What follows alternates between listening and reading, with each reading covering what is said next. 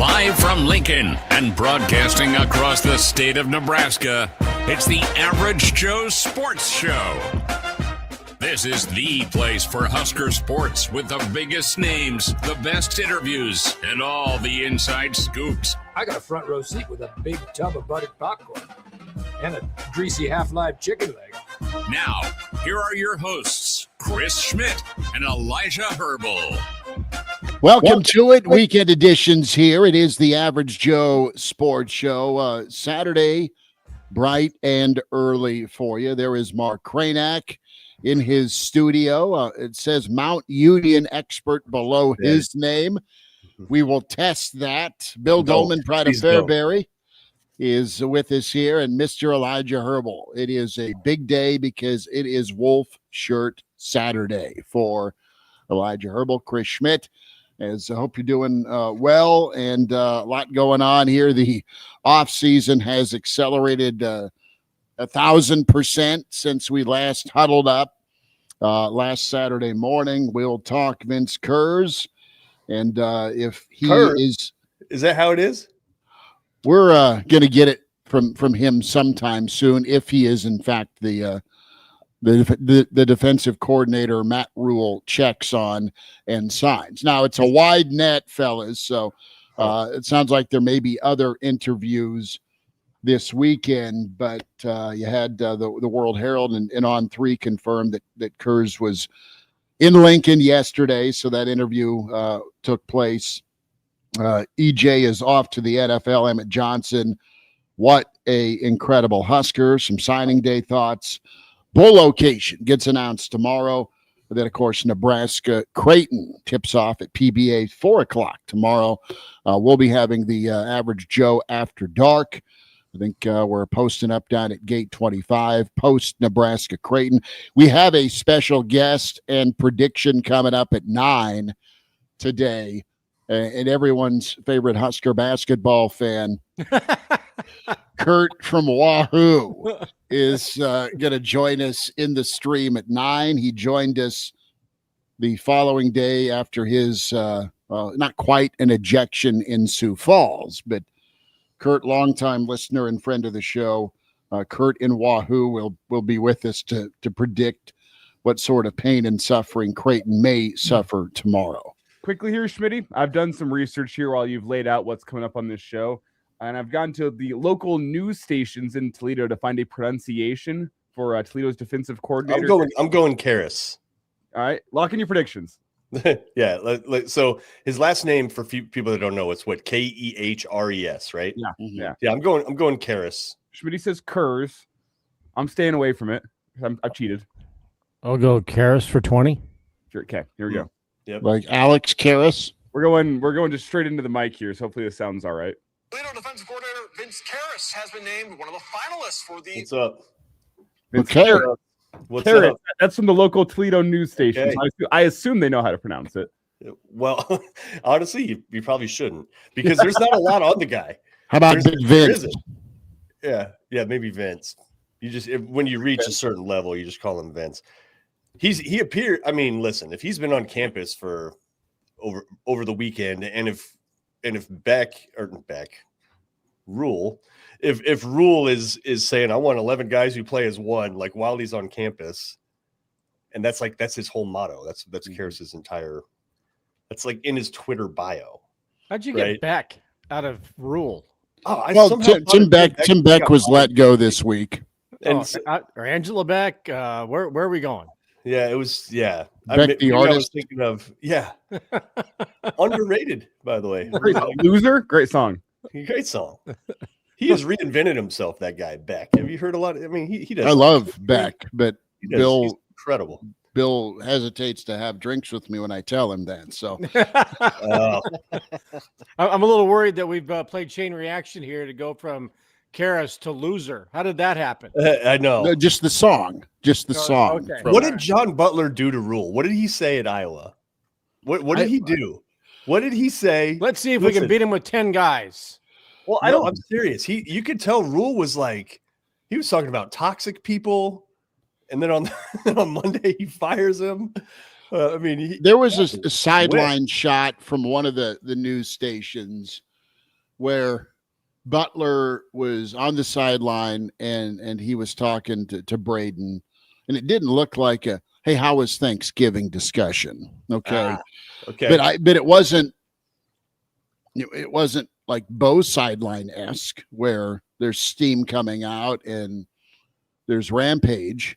But I don't know. I think the biggest thing with Butler was the connection, the personality.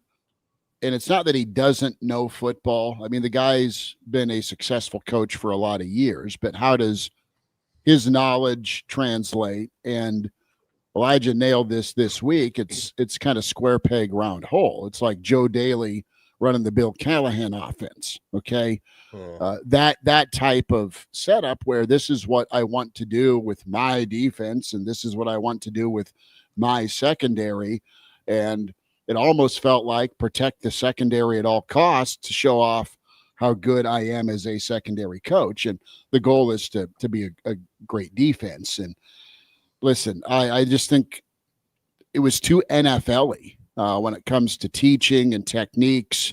And then what kind of motivation do you have, right? Guys played hard and well for Tony White and Terrence Knighton. And was it super complex to run? I don't know. I don't think so. It doesn't matter. You don't have to be complex. Can you play with passion and do your job and be really good? I mean, and that's the message I got from Rule. I don't think Butler's presser helped him any. I mean, a lot of folks, media and fans heard him talk about, and it's not that he was wrong about roster and his big picture thoughts, but it's how it kind of came across.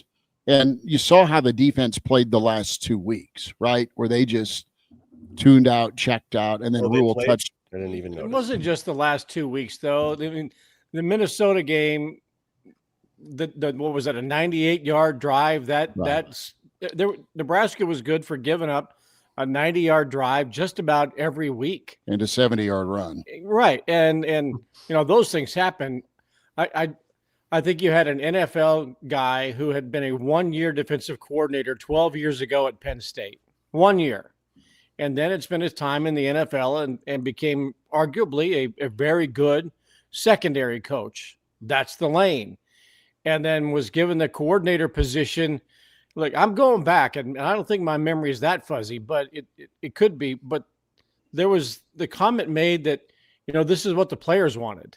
And I said this on the show yesterday, that, yeah, the players have input, but that doesn't mean that they're the ones who make the decisions. Yeah. No. Player led and player accountable are two different things. You give the players a voice, you give the players accountability, you give them a place at the table, but as I said yesterday, not at the head of the table. Yeah, they don't even know what they need sometimes. Right. And so for them to say that, you know, we stand by, you know, John Butler, and whether there was a search or maybe Matt Rule had it in his plan all along that if Tony White leaves, I like what I've seen from Butler, and this is what it's going to be. And I'm sure that's probably the way it was, but it sure came across as this is a player-led team, and this is what the players wanted, and Sierra and Dylan or whomever. And I'm sure Phil Snow had some input that, yeah, he can probably handle it, and he and we can work together because we know that Phil Snow has the ear of Matt Rule. That's his Yoda. So there were a lot of voices that said this is the guy, and they spoke it in a different language and the communication was wrong. And with Braden is another NFL guy, young, you know, but he spent the last 7 years in Kansas City. How much of that on the recruiting trail? Zero. How much of it was assistant D-line coach too? How much of it was assistant D-line coach? How much of it was Chris? How you feeling, Chris Jones? Feeling good? Okay. Go be Chris Jones. Yeah, go be Chris Jones, right? But instead, so you're teaching one of the great defensive linemen.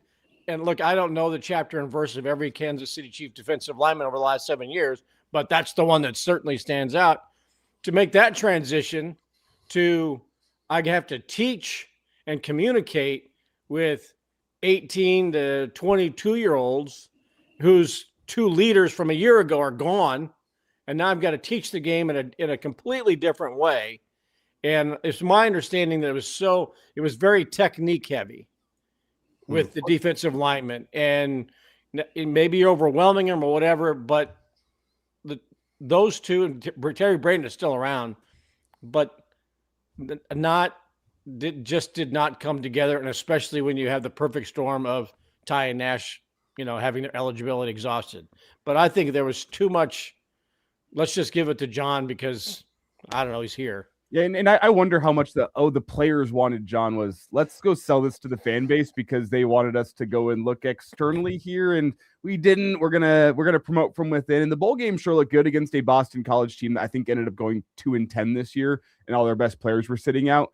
Like, we can look back on that bowl game now a year removed and say, oh, that Boston College team was devoid of talent whenever they played Nebraska in New York City. Their best players sat out, and then the team that remained, I think it was either 3-9 or 2-10 or something like that this year. They were no good. But there's a bit of a breadcrumb trail we can follow here, because talking about Braden, the defensive line coach, you look at Karras. Is that what we decided? Mm-hmm. Karras? Yeah. It's really interesting here. There's a defensive line coach that worked for him for 2 seasons, 2023 and 2024. This year, assistant defensive line coach for the Texans. Previously, this guy was the defensive line coach for the Panthers under Rule. Before that, defensive line coach at Baylor, again under Rule. Frank Okam. Mm-hmm. I think that's another pronunciation. I think I'm getting that right. Frank Okam. It's Okam. We talked about last year before they hired Braden, because does he have a little Toledo connection too? He was defensive line coach at Toledo for 2 years under Vince Karras. Yes. Okay. There's an interesting and Okam. Was he a Longhorn? Yes, he was at Texas. Yeah. And spent 5 or 6 years in the NFL. Pretty big time draft pick from what I remember. Yeah, first round guy. Yeah. Okay. So that's the connection. Potentially. And let it be known, I really like Vince Karras. I know there's a lot of names flying out there with Wilcox and whatnot. I think Karras, despite the fact no Big Ten experience, based on track record, might be my favorite guy this cycle right now, because straight up winner everywhere he's been. Everywhere he's been able to identify not just the talent in his team, but the talent around, find some diamonds in the rough, and he has developed the hell out of guys. Like, to take Toledo, and I think, wasn't Quinyon Mitchell a first-round pick from Toledo, of all places? Toledo's defense has put more guys in the NFL under Karras than Nebraska's put into the NFL the last 5 years. Yes, and he orchestrated from the Say that again. Yes.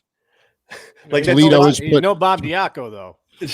Toledo has put more players into the NFL defensively than Nebraska has the last 5 years since Karras has been at Toledo. I just love the head coaching experience, Elijah. That's where I'm going. So he was a winner, and he inherited a great program at Mount Union. Didn't crash the Ferrari. You could argue made it better. Goes and takes the jump up to Toledo, just go and be a defensive coordinator. Inherited what was in 2019 the worst defense in their conference. Last place in the MAC. Worst defense in the MAC. We saw some MAC teams this year. His first year, yeah. Statistically, they went from last to second best defense in the MAC. They have been a top 25 defense nationally pretty much every single year he's been there. Again, MAC opposition, but that's still saying something. Yeah. It's just, he's been a winner. He has found talent, and he has developed talent everywhere he's gone. You look at Nebraska's defense, I think we can all look at the defense and say there's some raw talent on that defensive side of the ball. I mean, I look at the defensive line. There's raw talent. They didn't play that well this year. Could those guys take a step through the offseason with the right coaching? I believe so. You're still going to need transfer portal additions there. You look at guys like Shavers and Merritt in the linebacker room. Look at Jones on the back end. Like, there's talent, young talent in that defensive room. I think they need the right coach to get him developed, because I wonder, to bring it back to Butler, what his want to be a college coach was. What his want to come in and be a developer and a leader was. He struck me more as the type of guy that wants to go sit in the film room for 40 hours a week and come up with this really special game plan. And then whenever the players can't go and operate his game plan, as Matt Rule said this week, the players couldn't do it. They couldn't operate my game plan. I don't think that you took the necessary time to go and develop that talent and get them playing right and developing a system that works for them. I just don't think college was a fit for him anymore. I think he's more of an NFL guy. Karras is the type of guy that takes the talent that he has in his room, develops them, gets them better, takes 3 stars and turns them into first-round draft picks. That's the type of coach he is. I think he's what Nebraska might need right now. In terms of name appeal, is he the best coach out there? Maybe not. In terms of up and coming and the resume that he has, I think he's one of the top options that Nebraska could realistically go and land this cycle. And we need to make sure that's clear. We need to be realistic with where Nebraska's at as a football program. They're a tier 3 program in the Big Ten right now. I know there's more hard to hear. There's more name appeal than your average tier 3 Big Ten program, but they're sitting tier 3 in the Big Ten. You got to be realistic about what options want to come be a defensive coordinator at Nebraska based on what you saw this past season. He's a really, really good get for what you are right now.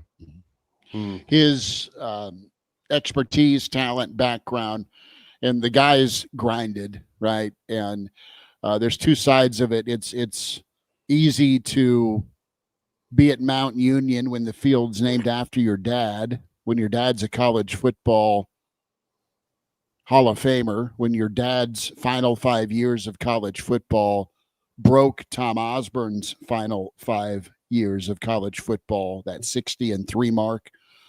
His dad won 11 national championships. So, yeah, you get a chance to keep on the old family tradition, but he won 2 championships himself. So played there's for that 5. Yeah, there's that family pressure to succeed and continue to be great, and he was.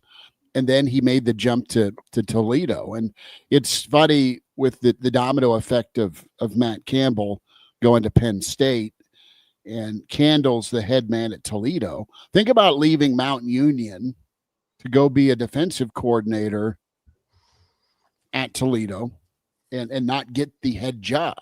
So the guy has waited his turn, and it sounds like he's more about fit than just that opportunity. I mean, he was a head coach, but he left the head job to be a defensive coordinator.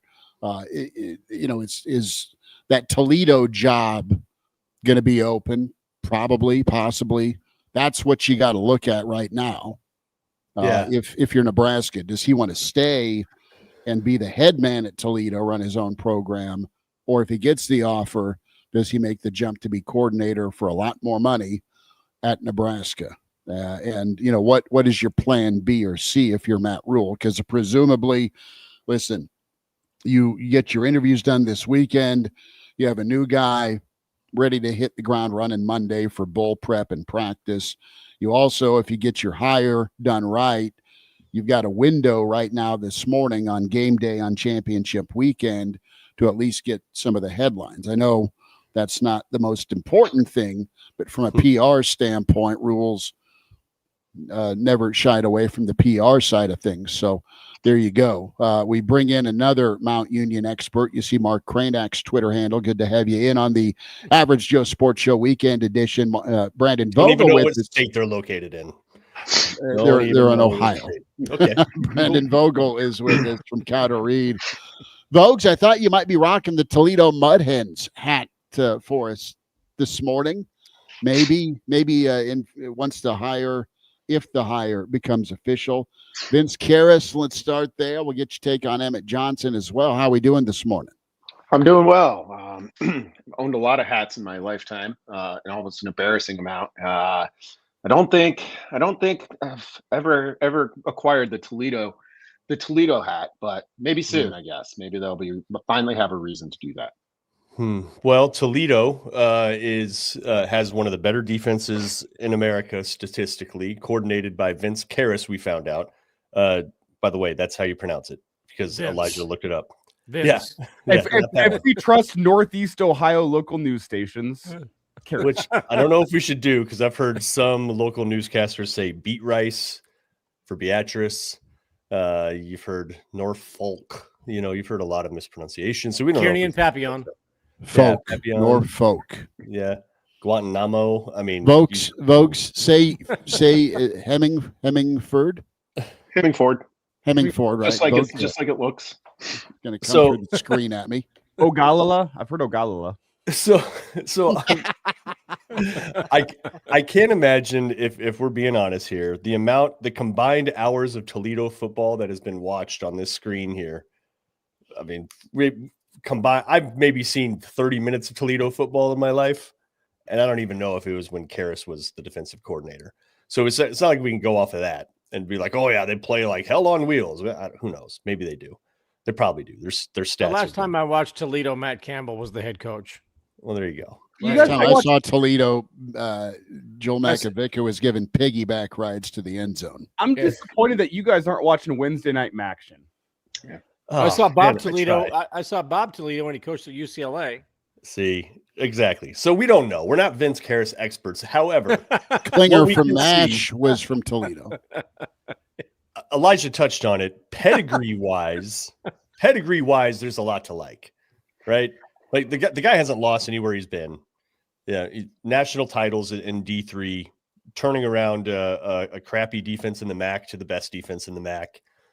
Son of a legendary coach who has a field named after him, right? So it's in his blood, and he's really boring. If you go look him up on YouTube, it'll put you to sleep, man. There's a couple interviews out there. There's one with John McAllister, who's apparently some Ohio legendary coach or whatever, and he just like tells stories about himself and then occasionally asks the interviewee a question. Snooze fest, man. Like the guy is not that guy, and I welcome that. I'm tired of the talkers, right? Like we've had like Bob Diaco was a dynamic talker, and he was, and Butler, he will get in a fist fight with whoever. Just ask him. And you're like, okay, can we just have somebody that's normal, that just knows how to coach defense? He appears to be that guy. And Brandon, right before you jumped on, Elijah touched on how, hey, this might be the top end of what you can expect to get with where Nebraska is as a program anyways. But he appears pedigree wise to be among the top gets kind of period, besides like maybe a Justin Wilcox. How do you assess Karras and whether or not that would be a coup or something to be excited about?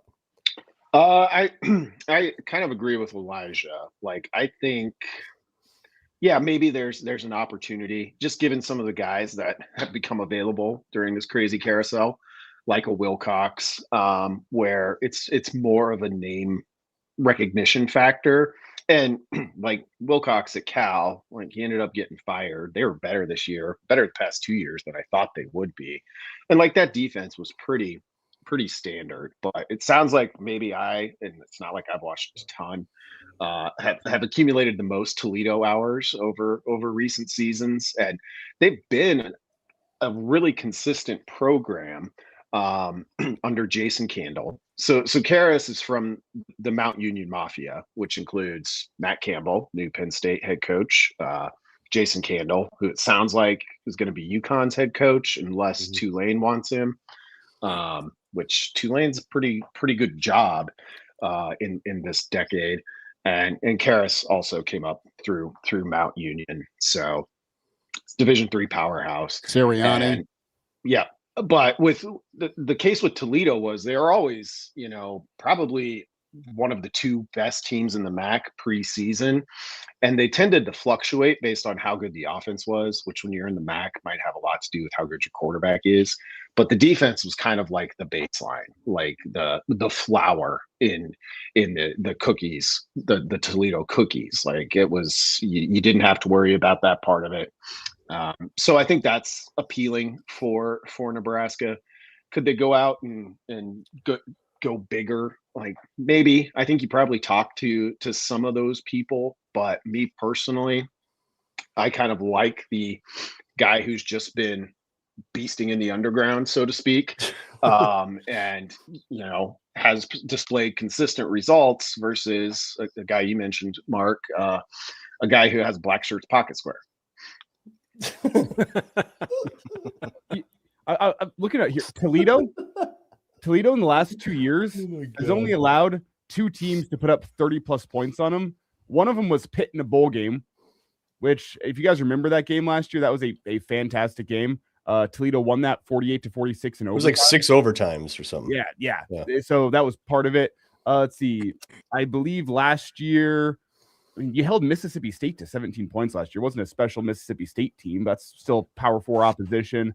What's the game I'm missing here? Bowling Green. They beat them 32-31. Those are the 2 teams in the last 2 years that have put up 30+ points on Toledo. They run a 4-2-5 for anybody that cares.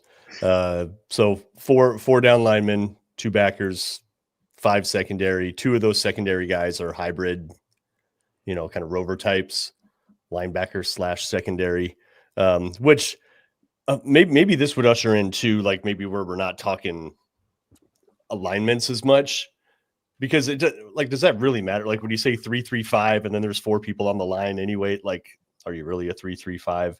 It just seems like something that we just try to hang on to explain a defense. But from what Rule describes that he wants and what it appears that Toledo does and what Karras gets out of people is like a level of effort, which, listen, I think Nebraska's talent, raw talent, is on par with Iowa, on par with Indiana.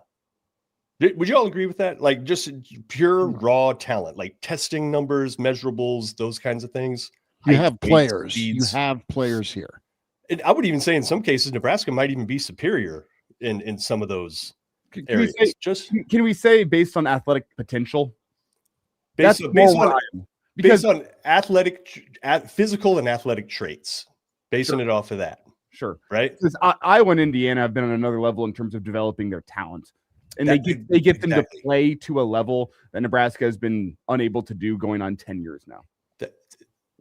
That is exactly it. And I think that seems like what Rule is talking about. It's like, yeah, scheme's important, of course, but how you do it is way more important. And it's no more on display than when Nebraska plays against Iowa and you see the difference.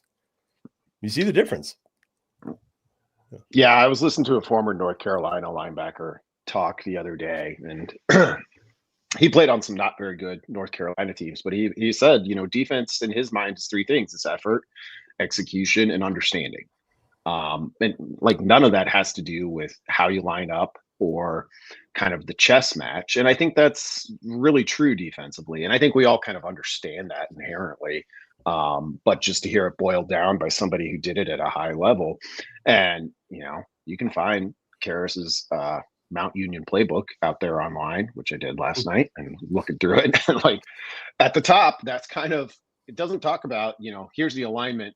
It gets into that, of course, of like, oh, here's how we line up against this personnel grouping, but it's 11-1 is the first line on there, which is Rule used in his press conference on Wednesday, and then we saw Karras tweet it shortly thereafter, and people started kind of connecting the dots. But it really is, and I think when you look at Butler and his pedigree coming from the NFL, an accomplished guy, like the NFL is more about the chess match, because the base level of talent is more similar across the landscape. College football is not like that. So if it's Karras, if it ends up being somebody else, I at least feel like Rule is on the right track in terms of identifying what he needs. The other thing that would potentially be significant is will he bring somebody with him? John Butler got hired and did not have anybody join him from his previous job, which was defensive backs coach at Nebraska. So in this era where, the Cignetti model is take a job and bring 28 to 30 people with you. If he comes from Toledo, does he bring a couple of, people from his room with the Rockets to Lincoln, 2 or 3 players? Does he have 2 or 3 vending machines to put along the defensive line, which Nebraska did not have? So if he's going to run a 4-3 or a 4-2 or whatever it's going to be, the one thing Nebraska did, and this is really no fault of John Butler's, like I said it last week, there were no vending machines. They lost 2 of them, and they didn't replace them with anybody. You had Cam Lenhart, God love him, 270 pounds maybe, and nobody going 3 bills plus that could play at the level the other 2. I know we bring up Ty and Nash so much, but that's what we have to go on in terms of Nebraska's defensive line being a run-stopping, immovable force, which it was with those guys. Last year, they were movable 3 or 4 yards downfield before the point of contact. So if Karras can bring somebody with him that's got some experience defensively, that would be a significant improvement from a year ago where you just had somebody change offices but not bring any resources to help him along the defensive line. And the same thing with Terry Braden. The guy did not come here from the Chiefs and bring Chris Jones with him. So that's two positions on Nebraska's defensive side, and they didn't bring anybody with them to help stock the shelves. And one thing to note here, Bill, is you talk about that. 8 of 11 of Toledo's defensive starters this year found themselves on an all-conference team at the end of the year for the MAC this year.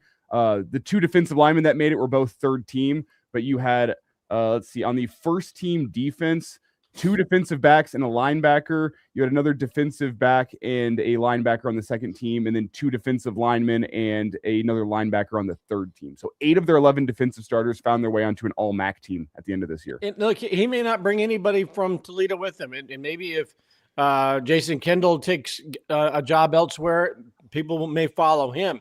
But there are the connections.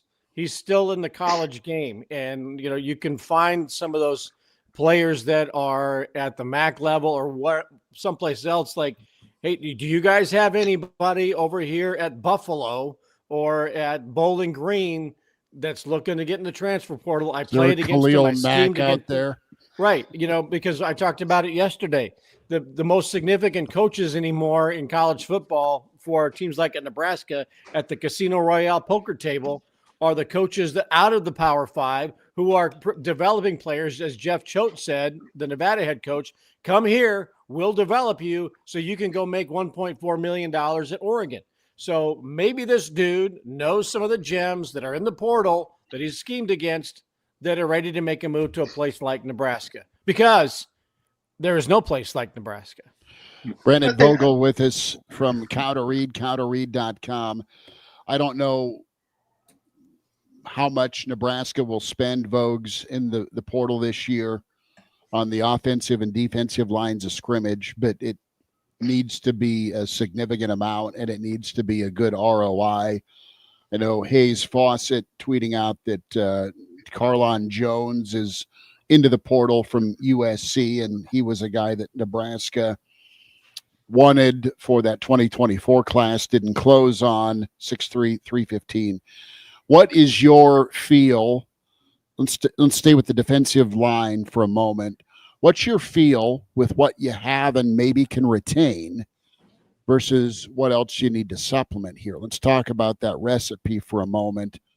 And what do you think about Nebraska's defensive line? And Bill's right, you need some more size on the line. That said, you have guys in their journey right now that are trying to be as good as they can be, and I don't know that they've been helped development-wise. There's part of it's on them, but part of it's on the coaching staff to get them better. I mean, it's a mentality you need to have on the defensive side, whether you're 6'3", 350 or 6'4", 280, to get someone stuffed in the backfield or at the line of scrimmage. Nebraska was not doing that this year.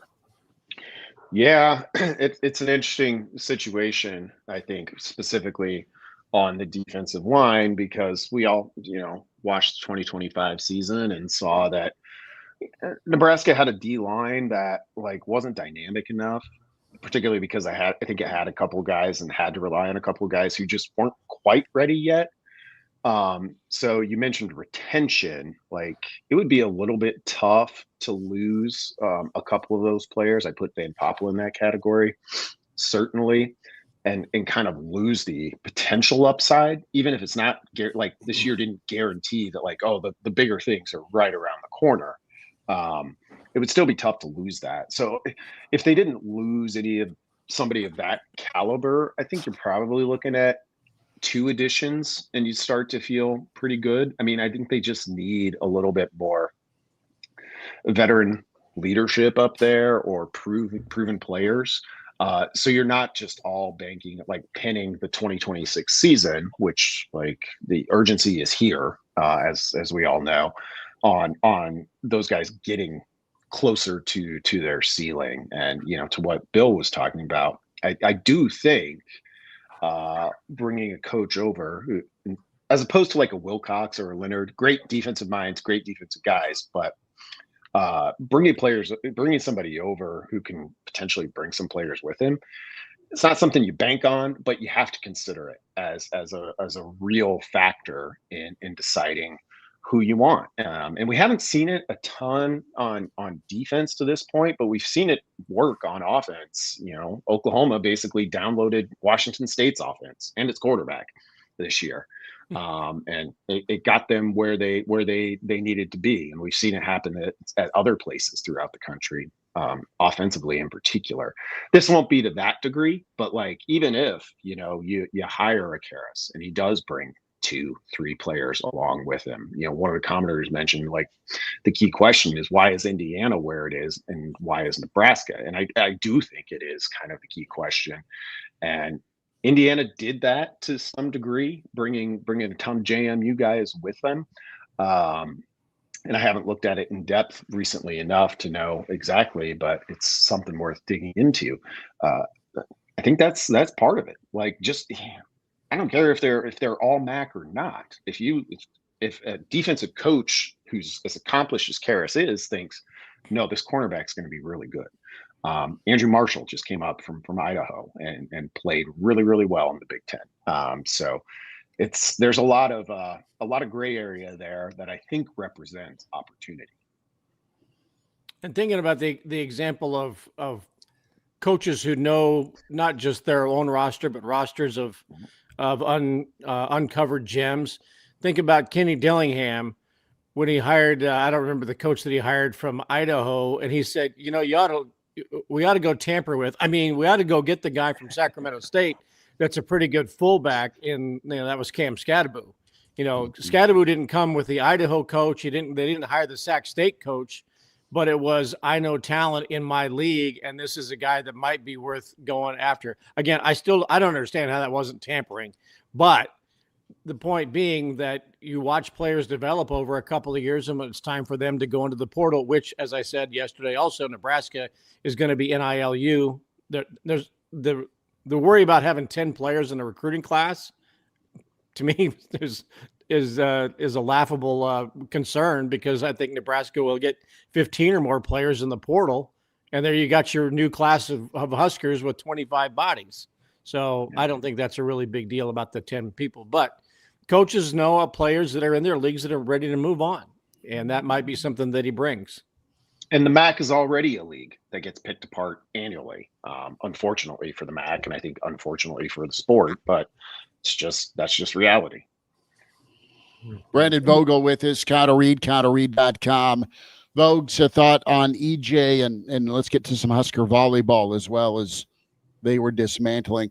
I know it was Long Island last night, but my own fault is every time I hear and think of Long Island, I think of Karen from Goodfellas. I think of Ray Liotta's character going out to Long Island to pick up his date. Sorry. Yeah. I believe it's Long Island, but go ahead. Right.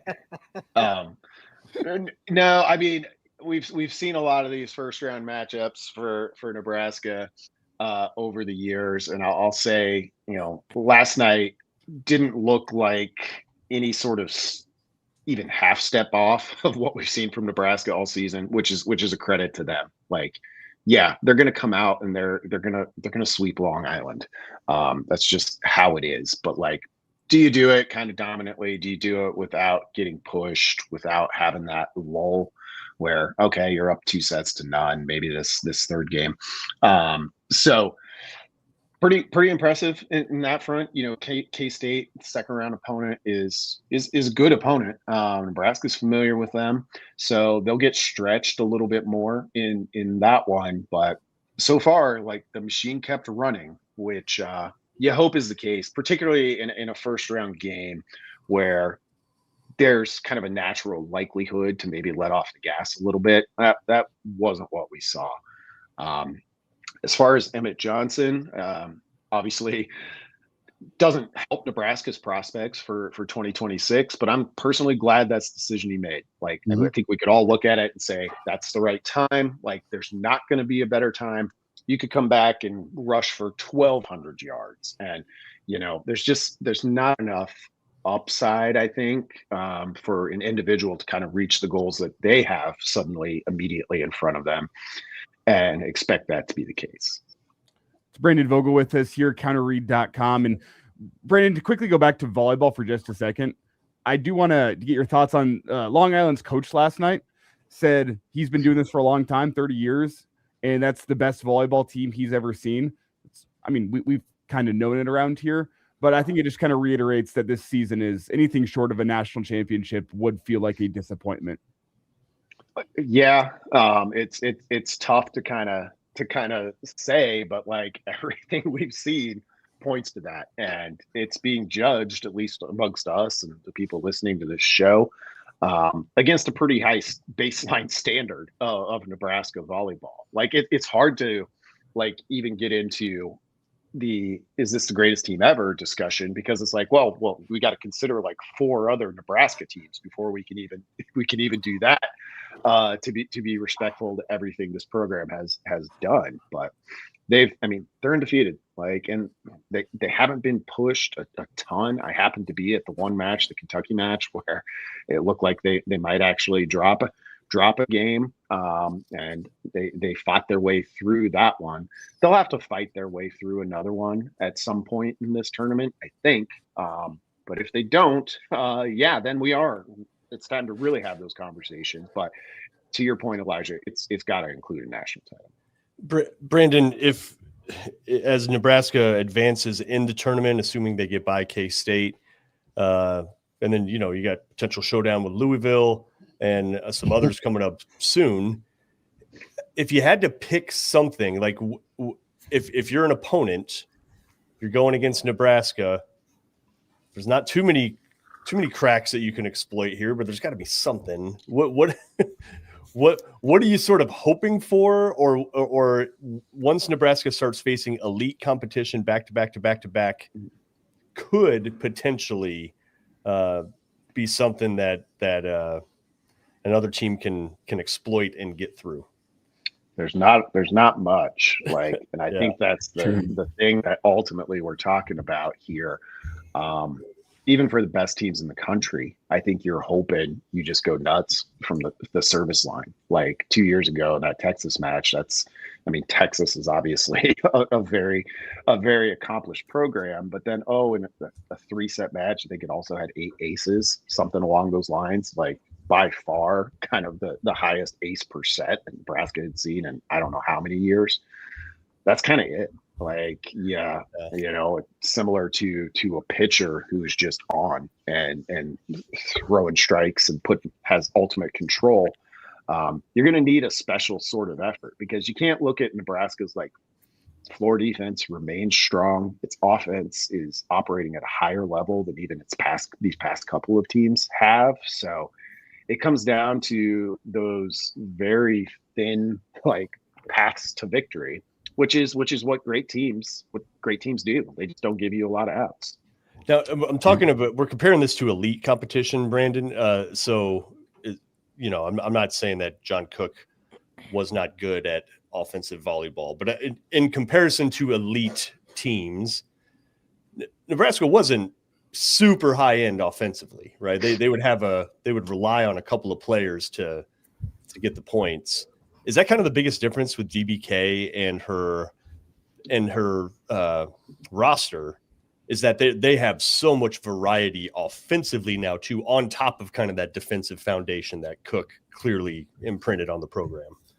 Yeah, I think so. Every year when the bracket comes out, one of the first things I look at is just kind of the hitting percentage differential. And Nebraska under Cook was always a team that was, probably 1, 2, or 3 in the bracket in terms of opponent hitting percentage.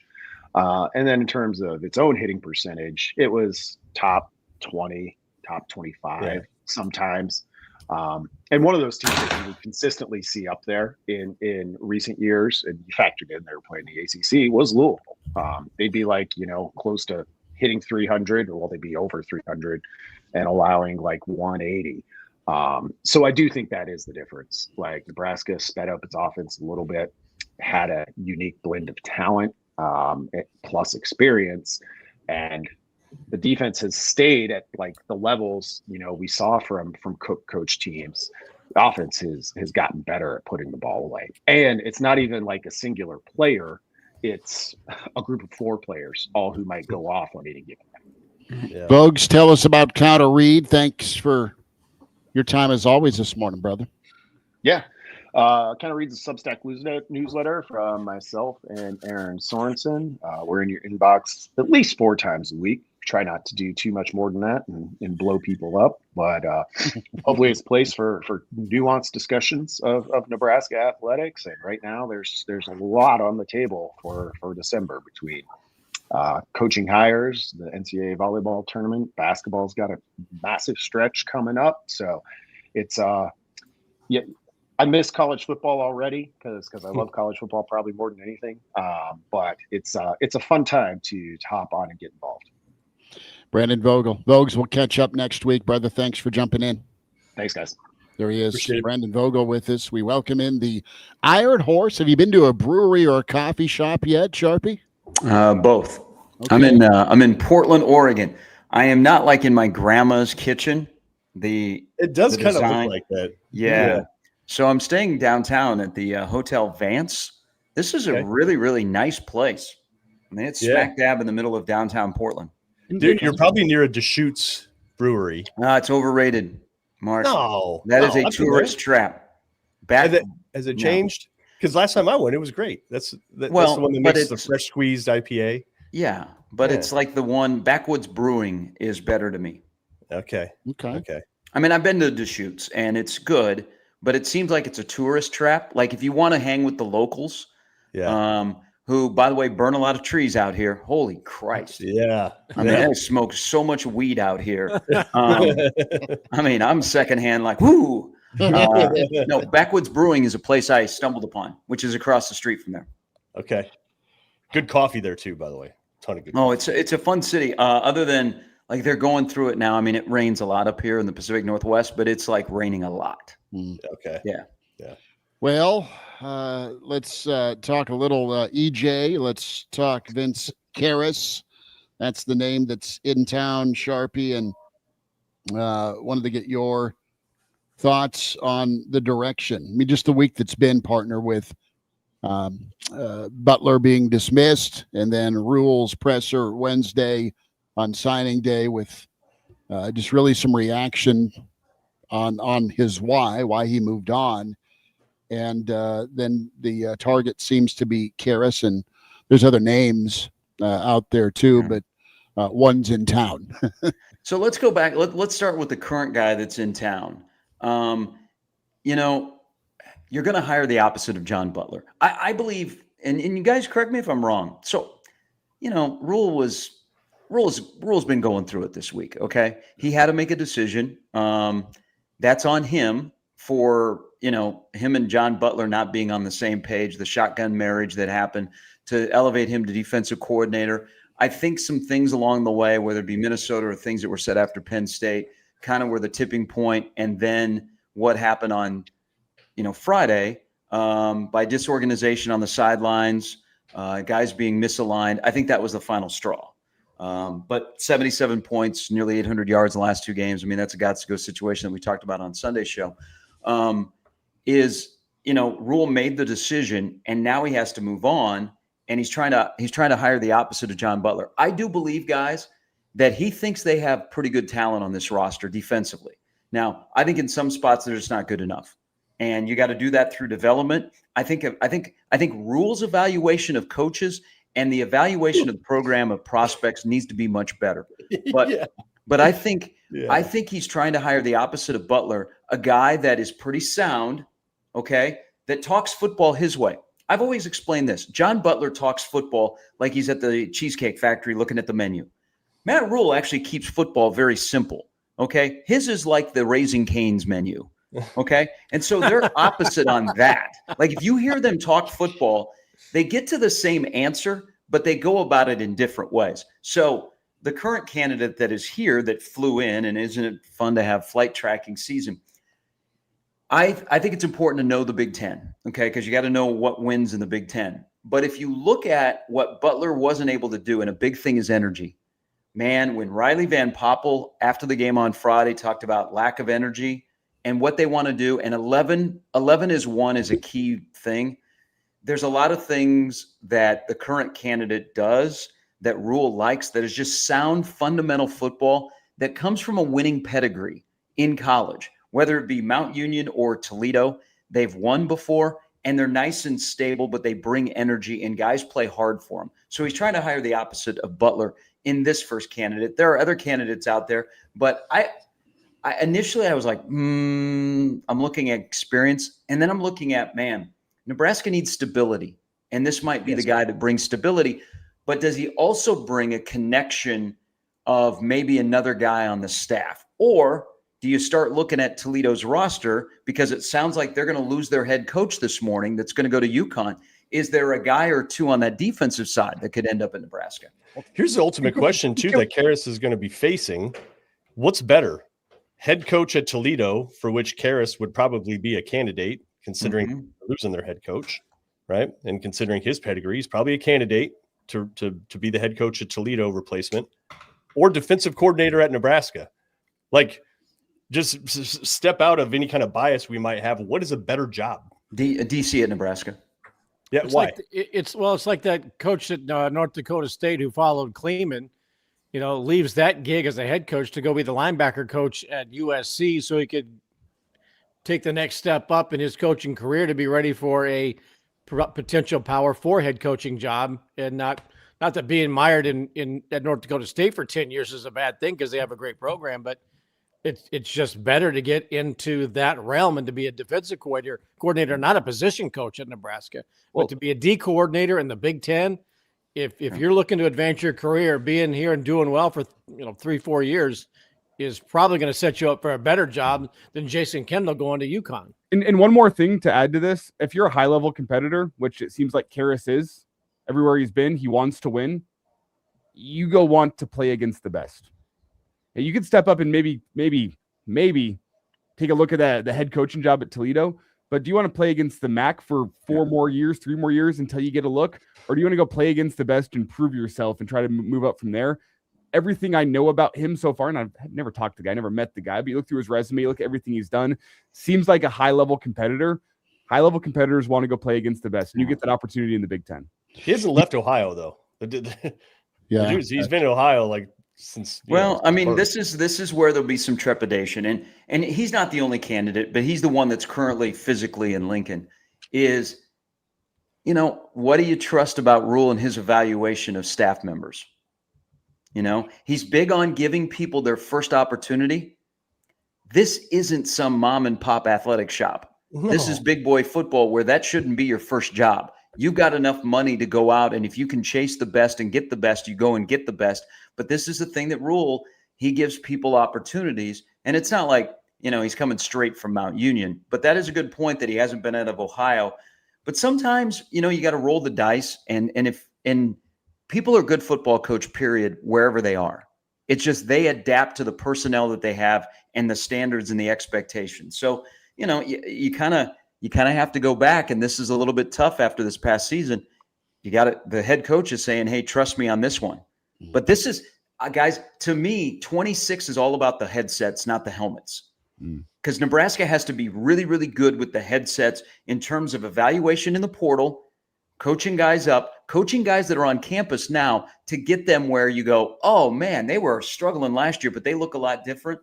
But it's also, I think the hiring of the DC is going to be slightly ahead of who you choose as your quarterback in 26. Well, as you talk about the headsets and the helmets, you want to go back to something you said whenever you first hopped on here, talking about the talent Nebraska has in defense. It feels like we've been saying that for years. Can we change the way that we in the media talk about the talent? Because, Nebraska, and it's something Mark said, they have athletic traits. They have athletic potential. I have guys that I think can be good, like Winery. Winery is a guy that has the traits to go and be good. You look at his season this year. Was he spectacular? No. You saw potential there. I'd say the same thing about a guy in Jones. I'd say that about Guthrie, Shavers, Merritt. Guys that Davis. Guys that I think have the potential based on the athletic traits that they have to go and be good. can we stop saying that Nebraska has talent? Nebraska has the talent advantage. They clearly don't have the talent advantage, but they have guys on the roster that I think a lot of other teams around the country would want to have from a traits point of view. I just think we as the media need to frame that a little bit differently and say Nebraska's got guys in the defense that have the potential based on the athletic traits that they have to go and be special college football players. Those guys have not been developed going on 10, almost 15 years now into the types of college football players that their athletic traits would lead you to believe that they can be. Nebraska is I mean, clearly doesn't have the talent of Penn State, doesn't have the talent of Iowa. They have the traits of guys that can go and be that, but they're not that right now. Yeah, that's a great point. I think one thing with the development part of it is, like Keona Davis. We saw Keona Davis start to get better, but then he kind of stopped, and then he was that kind of same guy. They have enough young guys that they can't afford to stop. Okay, they got to make the next step and keep going. Like when Neri got his feet on the ground and we liked him, but then he kind of stopped and he was who he was. Will the defensive coordinator mindset and the way he talks ball and relays ball be one that unlocks some of those things? Because I do think they have some guys that are better than they showed, but the clock is ticking. I mean, if you're on the struggle bus and you're costing your team opportunities to win football games, you ain't going to be sticking around very long. How much, Sharpie, how much of the struggle was I'm trying to process all I'm being asked to do with this defensive call with John Butler? How much of it is fundamentals where I need to be bigger, stronger, faster, and Nebraska got mauled by the Iowa and Penn State defensive line? And how much of it is just more time, right? I mean, Ty and Nash were both fifth and a sixth year guy. Yeah. Time is time to put the understanding together, put the development together, and then build your confidence. You played enough snaps to go be really good, and then you see it work. You've seen some guys have moments, but they don't keep playing at a high level. They regress back to some uncertainty. Yeah, I think, all of that is true, Schmidt, but let's be honest. If you look at, because I went back and because I took some notes after watching Iowa, where Nebraska had a lot of alignment issues, and they had a lot of disagreement on the sidelines on Friday against Iowa about what they were running or who was supposed to be where. John Butler should have never been hired, and we kind of played this game where that pass defense, and then we peeled back the layers because we were in the middle of it, and we said, well, look at who they're playing. Because that cratered at the end of the year. Yeah, I think they were all over the map defensively. They had so many alignment issues throughout the season that never got fixed.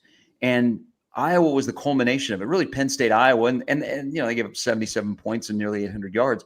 It wasn't a very good coordinated defense where guys were sometimes just making plays that would allow them to have some success. So it's kind of like the unknown of, some guys might be unlocked. All of a sudden, they're in a system where the message is clearly, this is what you're going to do on this particular play, or this is the position you're going to play because it better suits you, instead of putting Riley Van Poppel on the nose. And guys might be different. We don't know. But that's where the defensive coordinator has to be an exceptional communicator. And he has to be a communicator to his position coaches as well. And everybody has to be held accountable. But let's don't kid ourselves. Whether it was a good coordinated defense or not, Nebraska needs help in the interior. They need help in the trenches on both sides of the ball. Even if they got a couple of guys that we go, okay, I can see it. They need some pluggers. They need to find some pluggers, and it's going to cost them some money. But that's going to be the difference between maybe a win or two next year with that schedule and some of the teams that like to run the ball down your throat. You flip it around, and look what spending the right money on the right guys do for you. Tech was 8-5 a year ago, Texas Tech. Mm-hmm. And you go get $7-8 million thrown on that defensive line. They're killing people because they spent the right money and coached that talent up. It's a little bit of a combination. So it needs to be done. And I'm not talking playoffs next year with Nebraska's schedule again, but it needs to look a lot better than it did this year, especially against your rivals, against the old Big Ten West, and everybody and anybody ran the damn ball on you. Yeah. And, the one quick thing, Bill, there's a couple of guys like, I'm very curious to see Malcolm Simpson. He's probably a guy that would have found his way into the rotation this year, but was injured and they didn't want to, he didn't get out on the field like Tamoa. But whatever happened to Jordan Ochoa? Yeah. Where'd he go? Yeah, he kind of popped in the bowl game and was talked about preseason, but didn't see much of him after that. Yeah. Sorry, Bill. No, well, I was just saying another thing about Karras. If he is the guy, he's also a Big Ten area guy. He's his roots are in Ohio, and as much as I'm talking about him bringing players off his roster or other MAC rosters or whatever, the Karras name is, if his dad, is a Hall of Famer, walks into a high school in Ohio, that carries some significance. If Nebraska is not going to recruit Nebraska, if there's not going to be an effort to recruit Nebraska players, I suppose you could, tap into the connections that his family, the legacy that they have. He knows what the Big Ten is about. Being in Ohio, Ohio State, Penn State, Michigan, where there might be some gems, where the high schools are, and you can tap into that. So that's another connection again, and continuing to put dirt on the John Butler era. He came from Nebraska secondary, and he came from the Bills. And the last time I'm sure he stepped foot in high school was, maybe taking his kids to school. I don't know, but the more you think about somebody like was it Vince Karras, is the connections, the legacy, all of those kinds of things, and understanding college football in the Big Ten and what it does take to coordinate a defense against those types of offense. And look, it might be next week we're talking about Justin Wilcox, and he's got great connections to Berkeley high schools, and that's going to be significant for Nebraska. There's so much more that a coach has to bring to the table in college football these days. And somebody like that might be the better fit than anybody else that's out there. Jim Leonard's in the NFL right now, right? I think that a defensive coordinator having experience in the Big Ten is the most overrated part of this conversation. I think a defensive coordinator worth their salt can step into the Big Ten and understand, we have to stop the run. I mean, if we can understand it on this call, on this show, but I think that's easier said than done. If you look at some guys, Jim Knowles stepped in, and I know he's had a lot of experience, was a great defensive coordinator, a lot of stops. He stepped in at Ohio State with no Big Ten experience and turned that defense around. Ohio State's weak point was always that they had a soft defense, and he stepped in and made Ohio State's defense somewhat scary in the Big Ten, and they rode that great defense to a national title last year. He had never been anywhere in the Big Ten previous to that. If you are a defensive coordinator worth your salt, you can come in and figure out how to play in the Big Ten. We need to stop the run. That's everywhere. And I know there's more emphasis in the Big Ten on that, but good defensive coordinators can figure that out. Well, is it important to know the Big Ten? Sure. Yeah. I think good defensive coordinators can figure it out in a couple months before they play their first game. Well, you got to be able to get out of your players the effort, the toughness to be consistent with it. And maniacal fundamentals too. Well, just be the tougher dude with his hand in the dirt. The thing about, and people I think are familiar with Mount Union is, Mount Union, they have, if you ever watch them, and they've had an incredible run of success, is fundamentally they play hard. They play smart, They don't get the superstars for Division III football, but they play hard. They play smart. He's got a background of, working as an offensive line, defensive line coach. I don't know. I think this hire, yes, it's for the success of Nebraska. It might be a hire for Matt Rule, like what Matt Rule needs. Matt Rule is a defensive line guy, but how much was he involved this year because the defensive line was on the struggle bus? But it might be a hire where it settles things down on that side of the ball, and it's a guy that Rule can talk ball with, and they're on the same page. Because I think as much respect as Rule has for Butler, maybe they were not on the same page on what their philosophies were on how to be successful.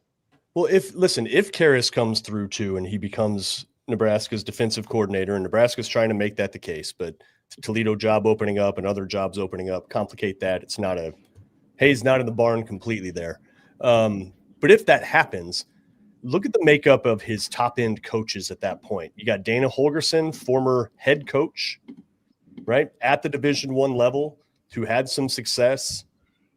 I have my personal thoughts on some of his offense here recently, but whatever. An established, proven veteran coach that gets it. Special teams, Mike Eckler, top of his craft when it comes to special teams. He is one of the best special teams coordinators on earth right now. Now you bring in a guy like Karras, also head coaching experience, also proven track. You look at his track record, there's no blemishes. You don't look at the year and be like, oh, they sucked that year. They haven't had a crappy year under him. So now all of a sudden you compare that to what he first walked in with, right? You're dealing with, and what do you want in the Big Ten? What are you facing? You're facing veteran, salty, elite ass coaches, right? So you better match wits with wits there.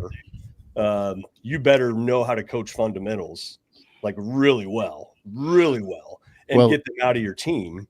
So now all of a sudden you got Holgerson, Karras, and Eckler as your top coordinators.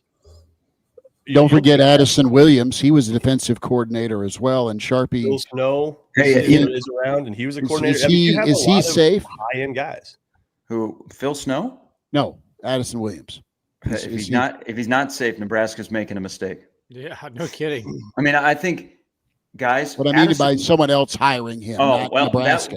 that we don't know, but I think he'd be a guy that Nebraska would match an offer to keep him, because you would be looking at your fourth defensive back coach in 4 years, and you've got a position group where you got a lot of young guys that haven't played yet. Okay. So Rule called him out by name. Rule wants to retain him bad. So Addison Williams has worked with all these guys the past year. I think John Butler screwed Addison Williams from this standpoint. Addison Williams, if you think about it, would be an ideal candidate in Nebraska to be the defensive coordinator. But you couldn't hire from within back to back. No, you can't go. And that's the concern for me. It's not him taking a lateral move to go be a defensive backs coach elsewhere. It'd be somebody stepping up and saying, we think you have what it takes to be a defensive coordinator. And if that's the case, matching an offer I don't think would matter, because that he is the type of coach that wants to ascend through the ranks. Did anybody find it odd in the press conference on, what was it, Wednesday, after when Rule spoke to the media? It just struck me when he said, I love John Butler. It just, he talked so adoringly about it. And like when they were in the meeting, when he fired him, it was, it's not you, it's me. And it just seemed, I understand. And come on, let's hug it out, bro. I love John Butler. No, you whacked the guy. It did not work out. But to think that there was some tearful Hallmark firing moment just seemed to me to be an odd comment to make. It didn't work out. We wish him well in all future endeavors. I envision a South Philly bar fight is what I envision. Well, remember he called him a genius at one point. I think that's just respect. I know, but it just seemed really odd in that moment. Like to come back with, we fired him. It was just time to move on. But to say, one of the first things in the press conference was how much loves him. It was just like this tearful. I'm like, whoa. No, it didn't work, and it was pretty clear there was not great chemistry. Well, Matt Rule's always helped, whether it be a former player or a former coach. I know, but it just was an odd moment in that presser, I thought. He should have never been hired. At the end of the day, he should have never been elevated defensive coordinator at Nebraska. He's not a college fit. No, and he likes the pro game, but he's a good defensive back coach, and he also was handed, so he shouldn't have been hired because. Back to being a defensive coordinator in college, you handed him a young group on the defensive line with an even younger position coach. Yep. So it was, it wasn't set up for great success. But there's also part of this, guys. Nebraska didn't execute. They had players that could have made plays that didn't. I mean, it was just they hung on for as long as they could on defense, and it needed to be a change. And, maybe there's a change or two elsewhere at position coaches, that we're not connecting. But I think that's what you do. When you bring in a defensive coordinator, you let him assess the staff. You got to be able to shop for the goods And if their philosophy matches your philosophy, there you go. We're good. If not, or if you have somebody, if you know of a wide receiver coach at the University of Kentucky and we can go get him. Yep. Because whoever the next coordinator is in Nebraska, they got to get off and they got to get going quick next year. Nebraska does need some stability, though. If you just look at the amount of coaches and schemes that Nebraska has gone through since Rule has been here, and there's certain reasons for some of it. Guys leave, Rule runs them out, whatever. But the bottom line is it hasn't been stable at all. Your coaching staff has not been stable. Your approach on offense and defense has not been stable. They got to pick a couple lanes and stick with them, don't they? Like, is that just me here, or is it like you're changing stuff so often that, like, what's going to stick? Well, are you hiring people to run your defense and offense, or are you hiring people to run their? What are you allowing, right? How much hands-on? What's your vision? What's their vision? Are they doing what you want, or this is their idea? This is how it's going to roll, and have at it. Yeah, and Rule hates this stuff, by the way. Rule, as much difference of guys that have rolled in and out of here. Look at. He doesn't want this defensive coordinator thing to drag on for a long time. He wants it to be done by like next week. Like the middle of next week, I think we'll know who the defensive coordinator is at Nebraska. He doesn't like to, he likes to get a guy, go get him and get done with it. And that might've been why Butler was such a prime guy after Tony White is I just want to get this out of the way. Let's get the guy hired and let's get moving forward so we can get on to other things. But I think probably by the middle of next week, Nebraska will have a good handle on who their defensive coordinator is. And once a new defensive coordinator is hired, you're looking ahead to the future. Also, we've heard pretty good rumors about what the bowl game is. Does the bowl game even matter? That's the best way to put it. You don't have Emmett Johnson, which is all of your offense. You don't have your best offensive lineman. He's going to be sitting out for the bowl game. You have a new defensive coordinator in the fold with a already bad defense. Can we just get past that? Like, there's no reason for me to believe that, assuming it is Utah and Vegas, as we've all been hearing, that Nebraska can even hang with them. Well, I mean, we'll watch. We'll discuss it. I will tell you, I think the running back room, I'm glad that Emmett's going pro.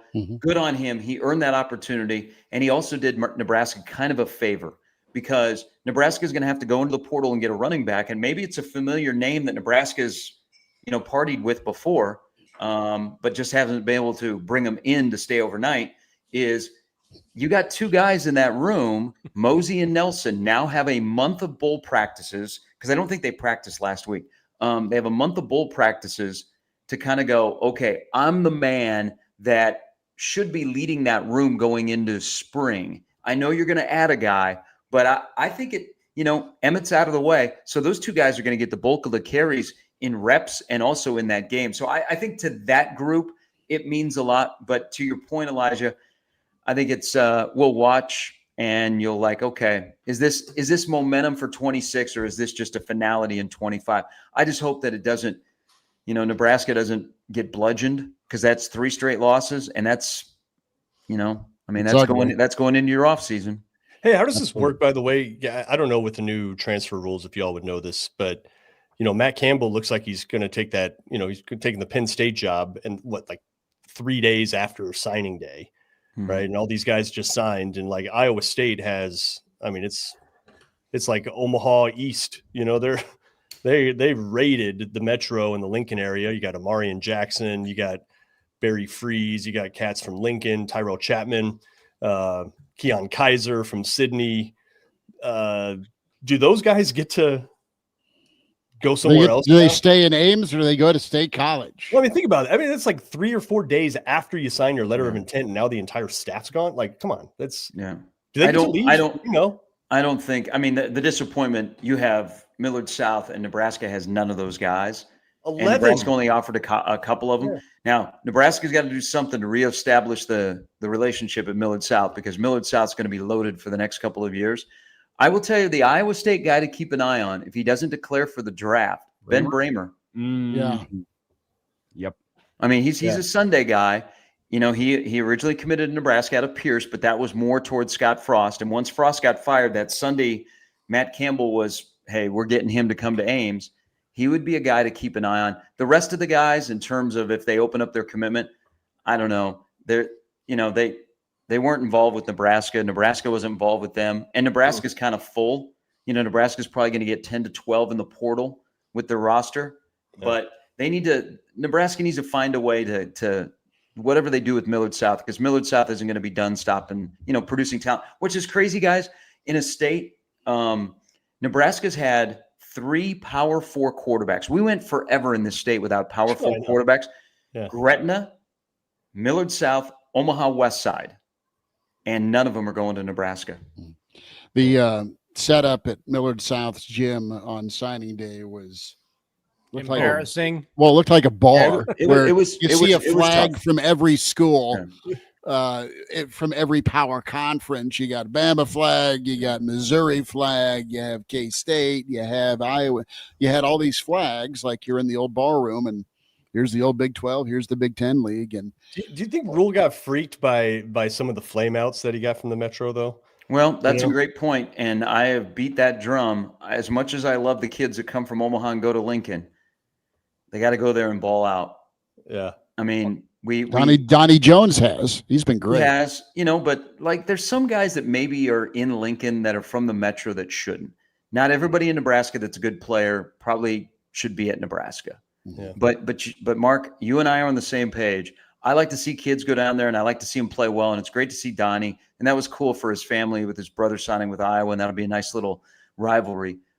But Omaha kids got to do well in Lincoln so that the staff goes, okay, all right, let's keep going in there. Let's mine it. Now, it's not like they ignore the state, but just Jace Reynolds this year, but nobody from Millard South. That's not a good look. Not a good look at all. Part of that's also on the coaching staff to develop the guys that you have from Nebraska. I just look at the Husker basketball program. I know we're going to talk some Husker basketball here in a second. Look how Fred Hoiberg has changed his recruiting strategy, going and finding some guys that were somewhat under-recruited. Cale Jacobson, who wanted him out of high school? He's turned himself into a really nice ball player, and it's on the coaching staff as well, part of that development. Sam Hoiberg, I know he's the coach's kid. Nobody wanted him. Coaching staff developed him into a nice player. Frager was probably the most recruited Nebraska kid, but even then, it was kind of Nebraska and everyone else in terms of who was recruiting him hard. Nebraska's turned him into a really nice player that's probably got some NBA potential in his future because of the athleticism that he brings. Look at how the Husker basketball team has handled in-state recruiting. I know whenever they've gotten a guy, for the most part in the recent years, they've been right, but it's also on the coaching staff to take those guys and develop them in the right way behind the scenes. Sharpie, I know you got a pop-out partner lock of the weekend. Do you have a pick for us on Championship Saturday? Virginia 4.5. Duke's got no shot. They're going to get railed here in this game. Not necessarily railed by the Cavs, the Wahoos. They're going to get railed by the officiating. They can't have Duke. They can't have Duke winning that game. Okay. I believe that Duke has already picked up a defensive pass interference penalty. They haven't even gotten off the bus. Kicked off yet. That's pretty good. Sharpie, we'll see you in the rail yard tomorrow, bud. Yes. Nebraska Creighton basketball. Average Joe after dark. We're going at 7, right? That's gonna be a little bit after. Yes, we're gonna.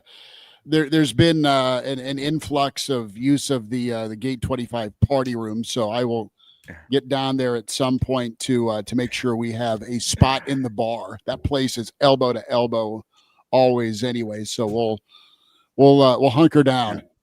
We'll guys, the wagons. And we'll see you tomorrow night. Appreciate you, Sharpie. There he is, the Iron Horse, Gary Sharp, Bill Doleman, Mark Kraynak, Mount Union expert, and we have Elijah Herbel. Wahoo, Kurt is in. Kurt, put your camera on, dude. How do I do that? Somebody walk. There should be a area area you icon. click that's a camera. Yeah, the gear setting, click the gear, and then go to video. You should be able to turn it on from there. So Kurt is a big-time Husker fan. You heard him first on the Average Joe Sports Show, detailing his dismissal from Sioux Falls after just throwing a bounce pass back to an official. No, there was no bounce. Let's be accurate here. There was no bounce. It was a nice overhead zipped pass, which I see nothing wrong with. It was well done. Fundamentally strong, yeah. Yes, it was. And Kurt's been going to Husker basketball for a lot of years. We said we'd get him back on for the Nebraska Creighton prediction.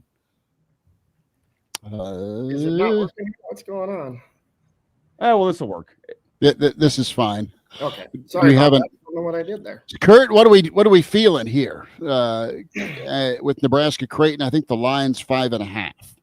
Well, Creighton's playing their best basketball right now, so it's making me a little nervous. And I'm always kind of a pessimist, but, I think we can pull it off. 85-79.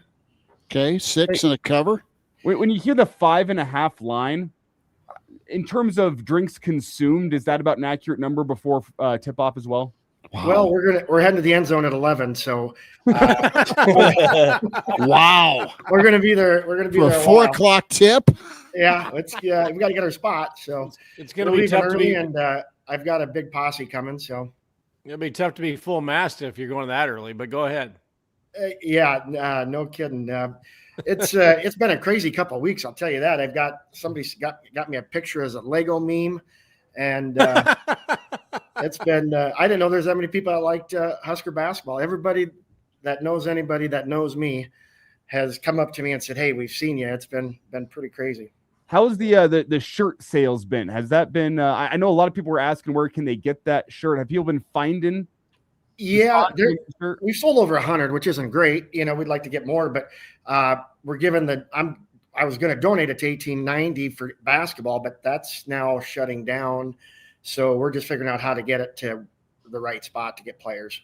Well, what Nebraska needs to do for a promotion then, instead of no sit Saturday, full mast Monday, or full mast Saturday, something. And so everybody in PBA, is wearing a full mast T-shirt for you.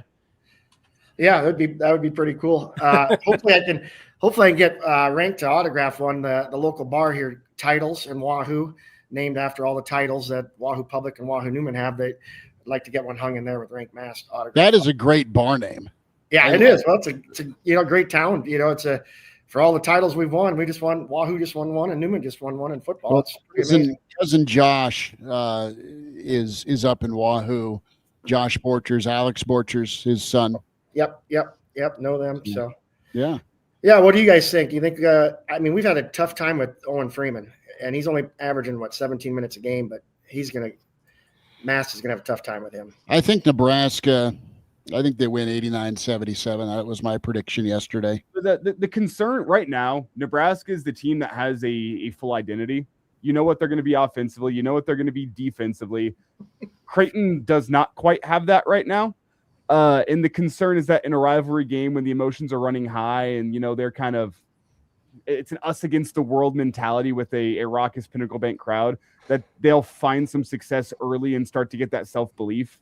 That's the concern to me, because I don't think there's a whole bunch of self-belief with Creighton, with their identity and what they are as a basketball team so far this season. The concern is that in a rivalry game, whenever the emotions are running high, that team bands together and finds something. If you go out and throw the first punch, I say you as Nebraska, if you throw that first punch early and give Creighton reason for self-doubt, I think this game goes Nebraska's way. But if you let Creighton hang around early, this is going to be a dogfight till the end. I have a hard time believing that Owen Freeman is going to be a difference maker against Rank Mast. He's averaging 10 points per game. He does give them inside presence, but Mast can, play 30 feet from the basket, and as a 0.4 power forward, point guard, power forward, can distribute the balls, an excellent passer. We all know he can pop out and hit the three. And if he draws Freeman away from the basket, my God, what does that do for Nebraska's game with baskets cut into the rim? I think that Mast is such a problem for just about anybody, not just Creighton, but anybody in the country, because he can go out there and be effective in shooting and distributing, get down low with his back to the basket. But with Mast going out, that opens up lanes, and Freeman can't cover it. They don't have Kalkbrenner. They don't have Ashworth. I know McAndrew's hurt. I'm not sure he's that big of a difference maker for Creighton. And they were hoping, they pulled Hudson Greer out of a red shirt, and I saw him. I did the exhibition game. I really like Greer. He's gonna be the perfect Creighton player down the road. But to think, well, we got to pull this guy out of red shirt because we need him now. They don't have an identity, and I don't think he's would have been that big of a difference maker in the game. Sorry, Bill. The thing that Nebraska did against K-State and Oklahoma that was great is when they had their spells, fellas, as some of the shots weren't falling, and they shot it well, don't get me wrong, but you have Price's willingness to put it on the floor and dribble and get to the rim. You've seen Freger do that as well. You got your camera now, Kurt. Well, It's I on did. your- It's on my phone. Yeah. But We saw your Nebraska's shoes. ability to get to the rim, or at least make that better shot choice or possession choice on offense versus just getting three. There we go. There we go. It's on my phone. So There we go. Now we're Got it full all mast. figured out. Nebraska's been able to pick their spots, at least earlier this season, dribble, drive in, and not settle for three. They can't do that tomorrow. I just can't believe how strong Rank is. And when you're down low, for the little bit I was down low at the Pentagon, man, he's a beast. He's tough. Yeah. Yeah, he's a unique player. He's kind of in that position that Derek Walker was in a few years ago, where he could play that kind of point forward spot. On top of, I think an X factor for Nebraska still is Jamarcus Lawrence. He shot it well from three, but just how he allows Nebraska to have to be that change of pace if they need it. He can get up the floor in 3 dribbles. I mean, the guy hauls ass. He is fast. One of the faster guards you'll see out there, and that's such an underrated trait for a team. I mean, you get him an outlet, dude, they can get a shot off in 3 or 4 seconds afterwards.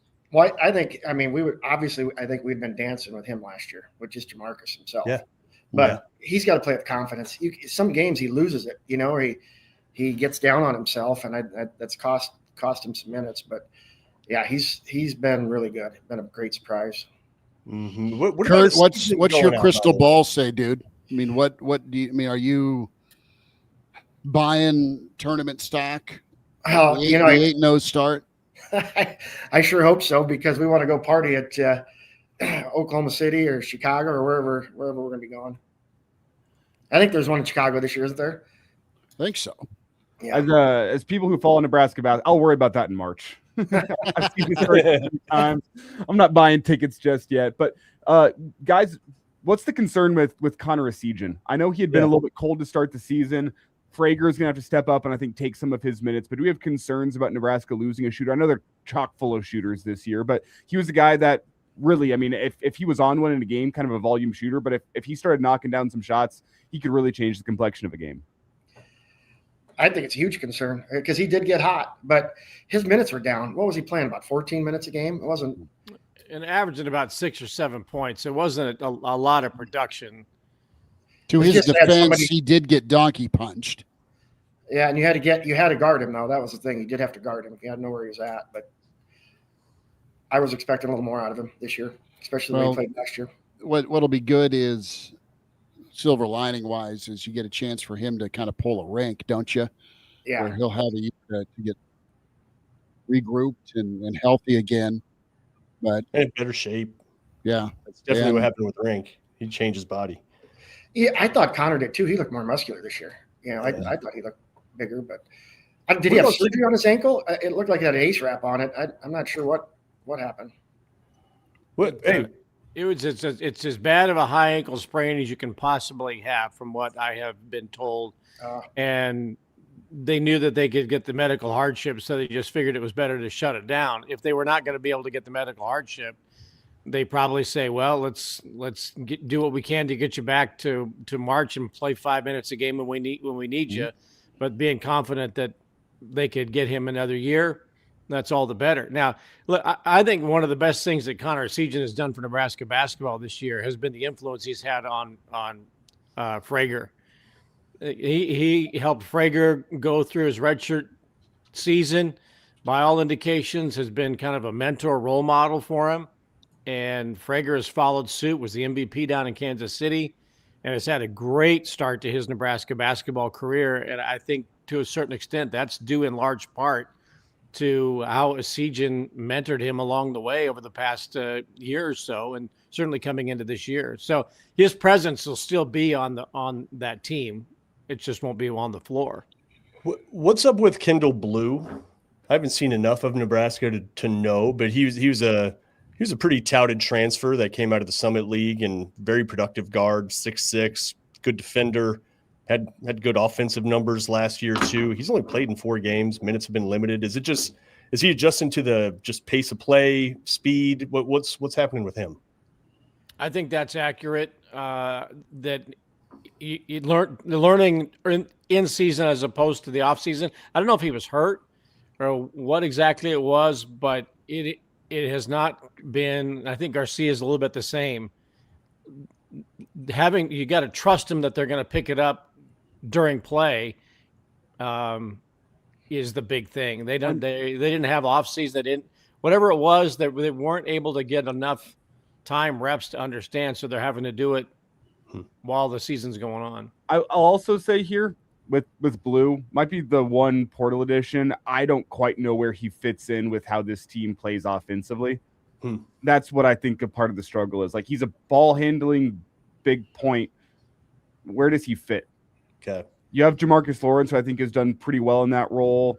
On the second unit, it's just from a team that likes to kind of distribute from down low with rink mast, I'm not quite sure where he fits.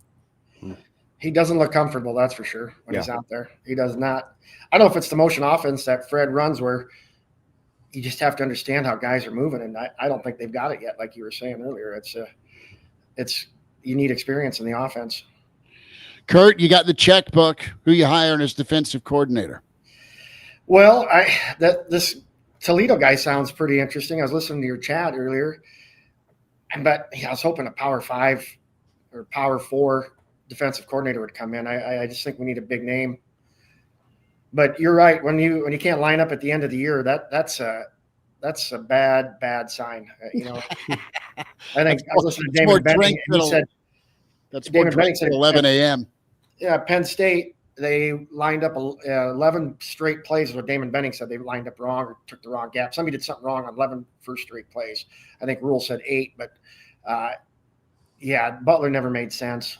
But he must have been liked by his players for the defensive backs to back him last year. They were hoping he would get the job. So well, and that would make sense because they were all pretty old. They were an older group in that secondary compared to the young group up front. Kurt, we are excited to see you tomorrow. And where do you sit at PBA, dude? So I've got 8 tickets. We bought. I've got 6 up in 308, which we bought originally, and then my business partner and I split 2 down in 116, so like 8 rows up. So tomorrow I'll be sitting down in the 116s, and I gave my other 6 away. So I'm bringing my brother-in-law with. Hopefully he doesn't sell me out tomorrow. How has the brother-in-law survived that infamous picture that is in many Husker dens where he's pointing at you? Oh, it was great. So the Sunday night after it happened, he went down to Titles to watch the Broncos play the Chiefs. He's a Broncos fan, and I guess they were calling him snitch, and they're all over things. He sent me a text that night because I had 3 radio interviews on Monday morning. And he sent me a text that night saying, "Hey, make sure you clear my name. I can't deal with this anymore." Too late, bro. Yeah. Because my son even texted him at the game, "Why'd you point my dad out? And he shouldn't be doing dumb things."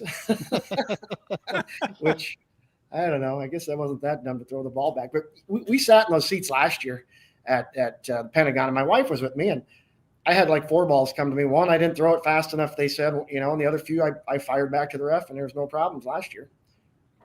That's funny. And, has there been the household discussion for tomorrow about behavior? Yes. So I've got to be on. Yeah, I better come home. Do they know you're going to the bar at 11? Yeah, we got a designated driver, so that's good. But she has reminded me, don't come home and be dumb. So I told her she needs to come and keep me under control, but she doesn't want to be seen with you anymore. Otherwise, she'll have the Lego meme, right? Yeah, that's right. She did ask me to get her a T-shirt, so I did order a full mass T-shirt. Okay. So things are getting better at home. Yeah, she got over it fairly quickly. But like right after the when I was at the game, the ref said, "You're out." And I kind of went and sat down, and I blacked out for a second. I was like, what's going on here? And she called me right away, and she's like, "Yeah, maybe you need to go stay at the cabin for a few days," because she was so embarrassed by me getting kicked out. I was going to say, were you exiled to the living room? No, she finally got over it. I got home that Sunday, and she chewed me out on about 3 different occasions, and I just sat there and took it. And 3 rounds of pissed off wife, man. Yeah, it was But we got to Fremont on the way home from Sioux Falls, and I just started sweating, thinking, "Oh man, I'm going to be in so much trouble when I get home." Kraynak, do you have any of the picks that you had in the kind of the green room, so to speak, of? Or is that you, Elijah? Oh, you mean the photo of Kurt being ejected here? Yeah, Kurt in Wahoo, big time Husker basketball fan with us here on the Average Joe Sports Show with his Creighton prediction, Nebraska prediction over Creighton. I think Kurt said, give us the score again, and you say they cover, correct? 85-79, go Big Red.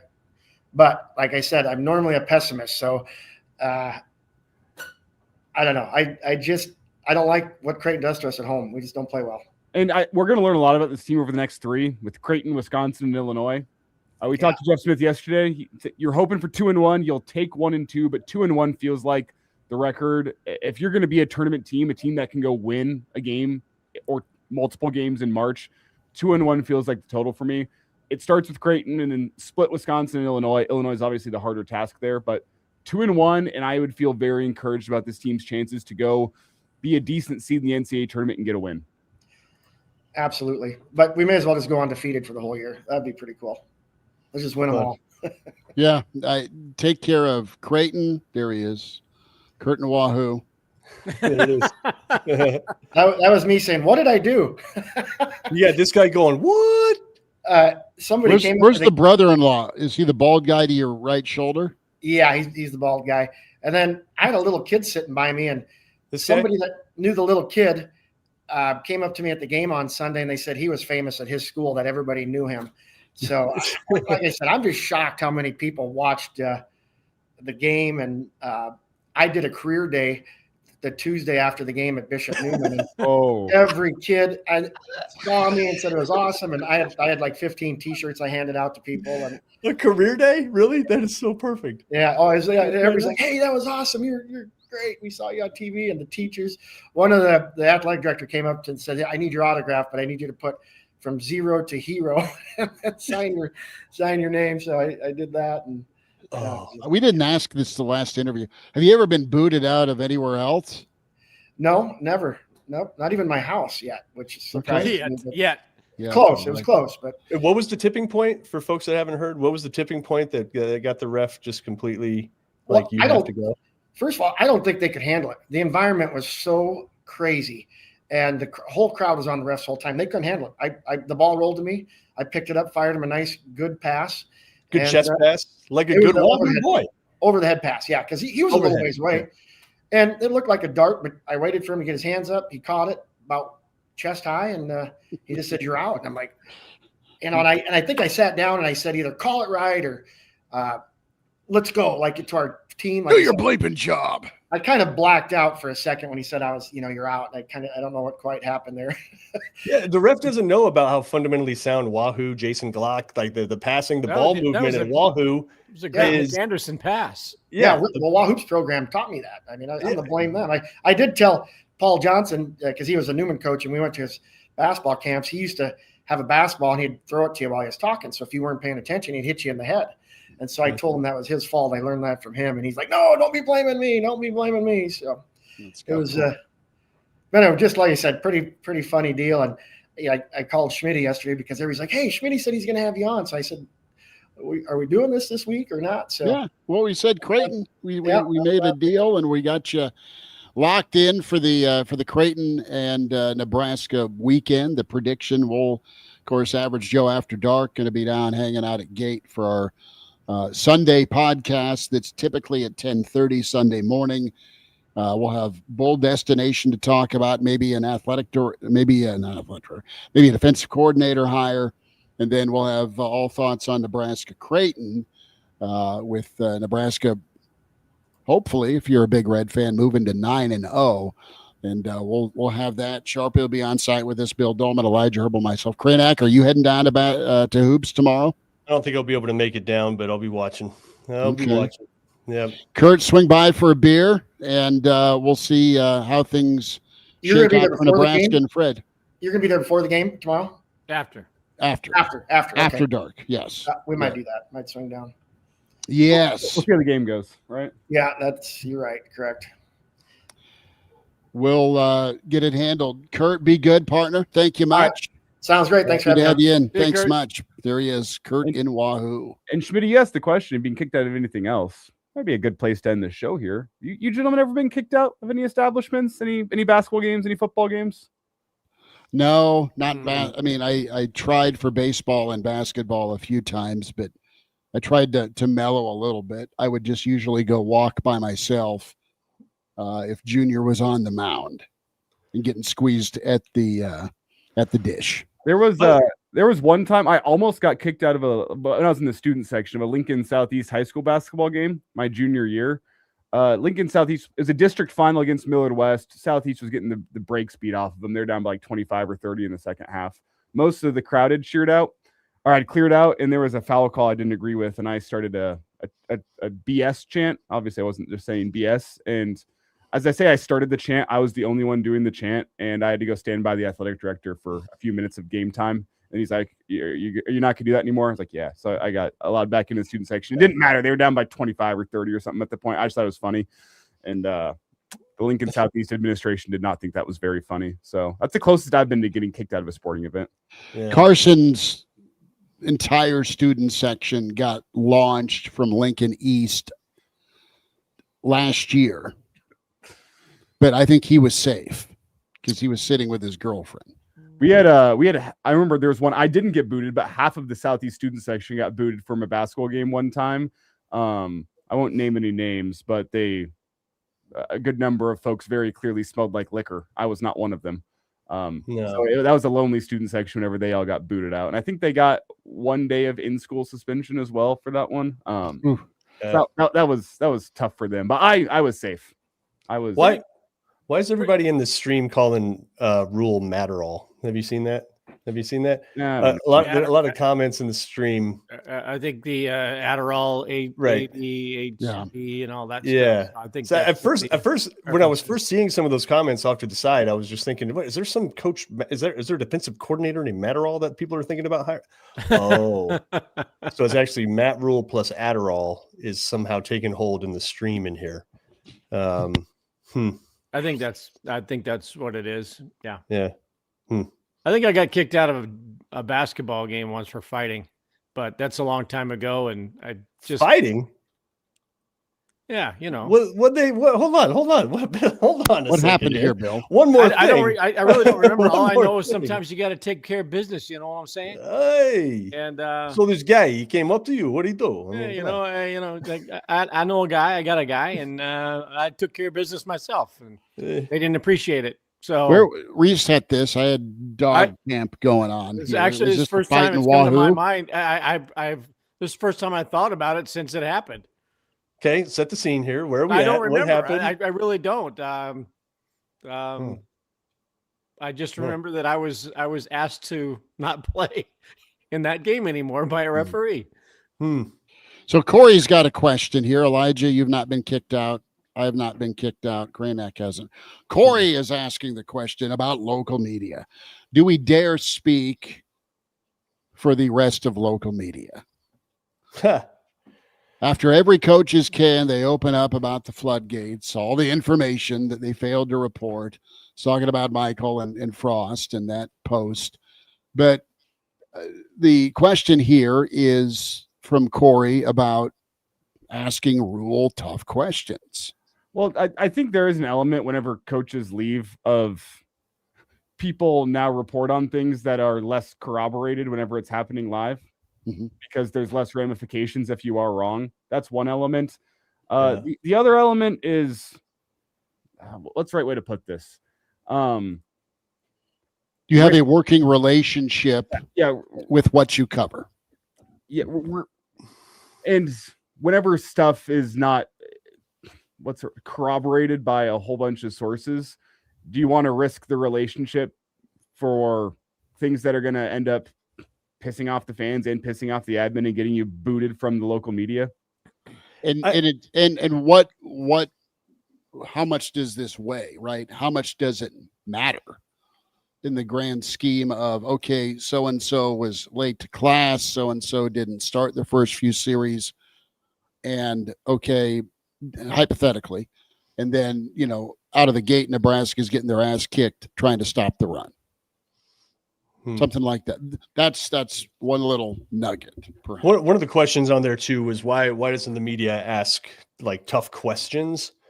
I think it is a little more tame here than in some markets where I think it's over the top ridiculous, like in Philly or New York or something like that, where you're just like, it's sort of like gotcha media. Right. It's not right? Geraldo, gotcha.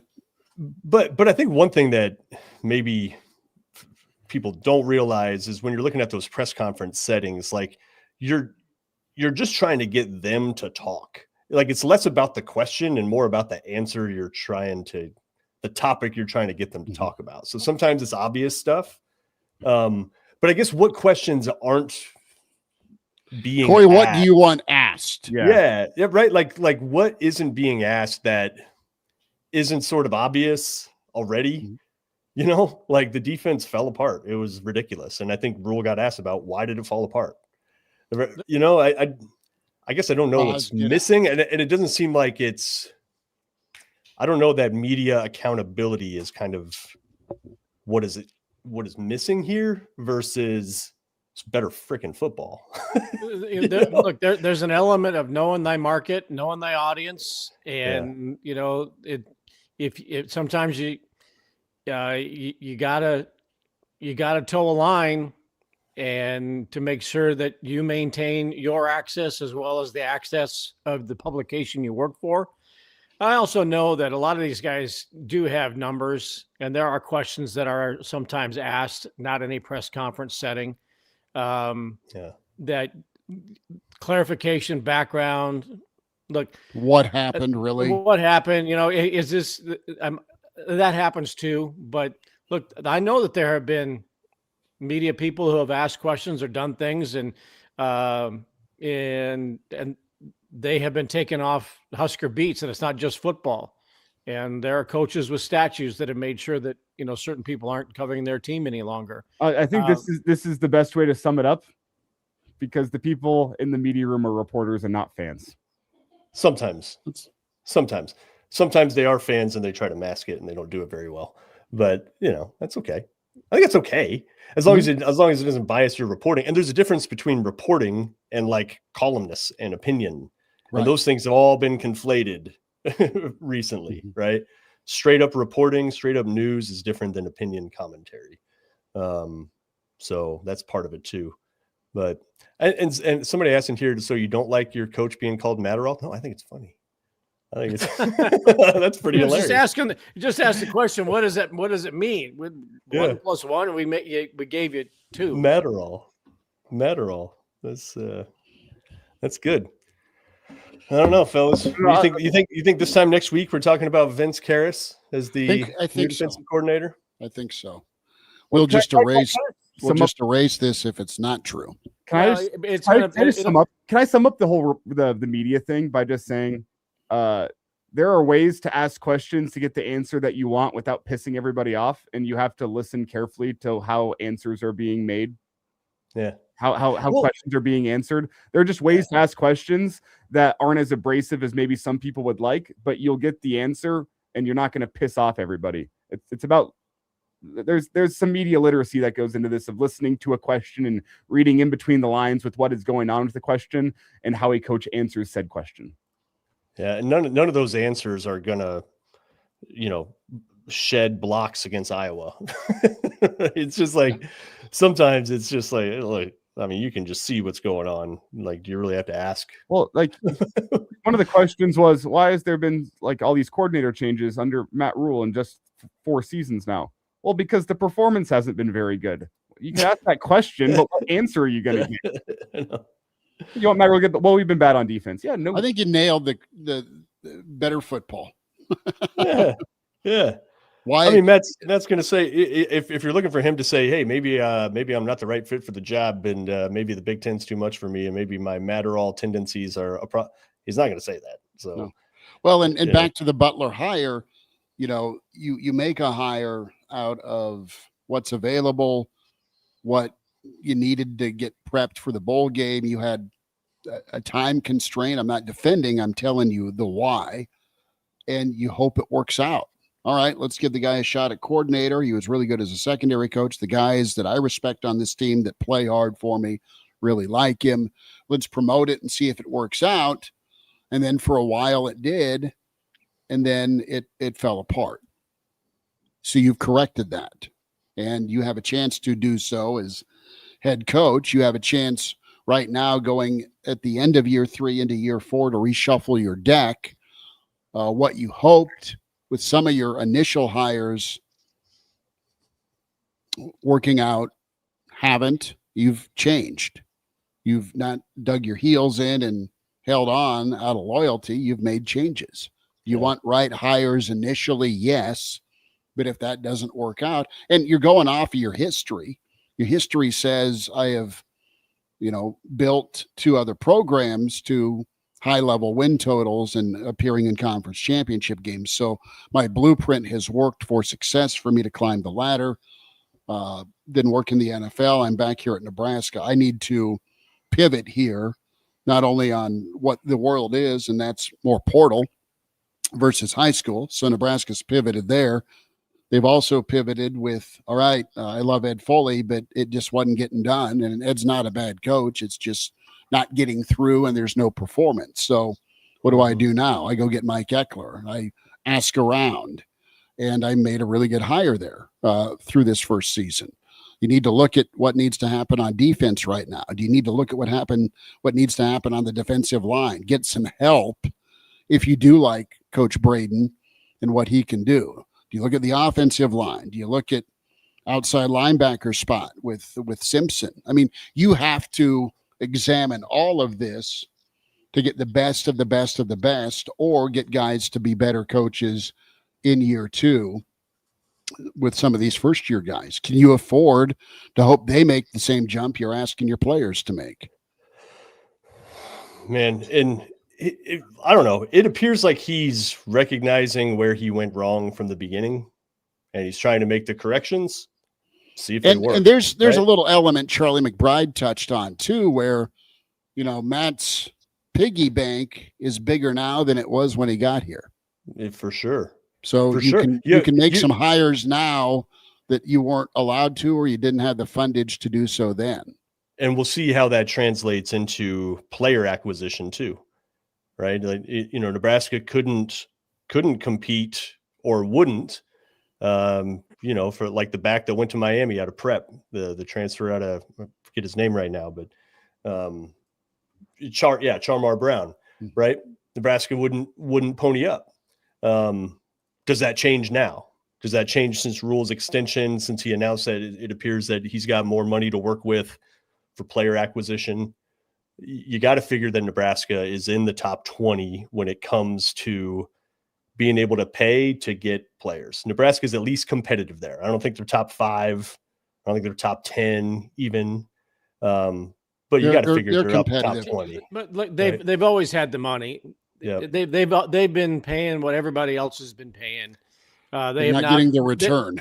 Right. They have not just uncovered a whole bunch of money. Well, now we can go. No, they've had the money. It's where are you allocating it? Is 10% of what your budget is going to one player? Is that smart? Right? I mean, if Nebraska's at 40, and let's just say, for example, hypothetically, you got a person on your team making nearly 10% of your budget. Are you going to do that, or is it better in the college game or whatever, for whatever that means?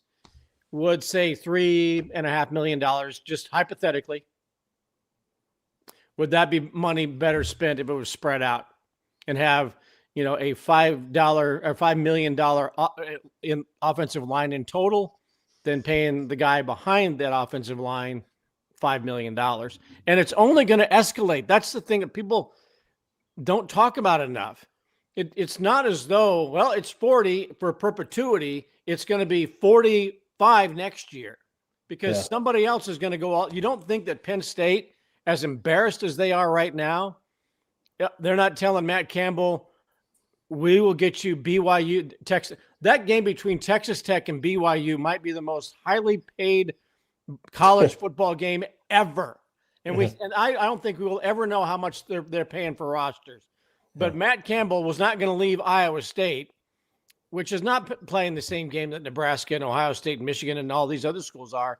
Penn State had to be going, we'll get you that 40 and we'll get you another 40 someplace else, because they have been so embarrassed by what transpired that they're gonna dole it out. And I would imagine you're going to see a pretty big haul in the Penn State transfer portal. It could be completely wrong, but I would bet that they're going to be willing to overpay for a lot of players to make up for the 2 players that they signed on signing day.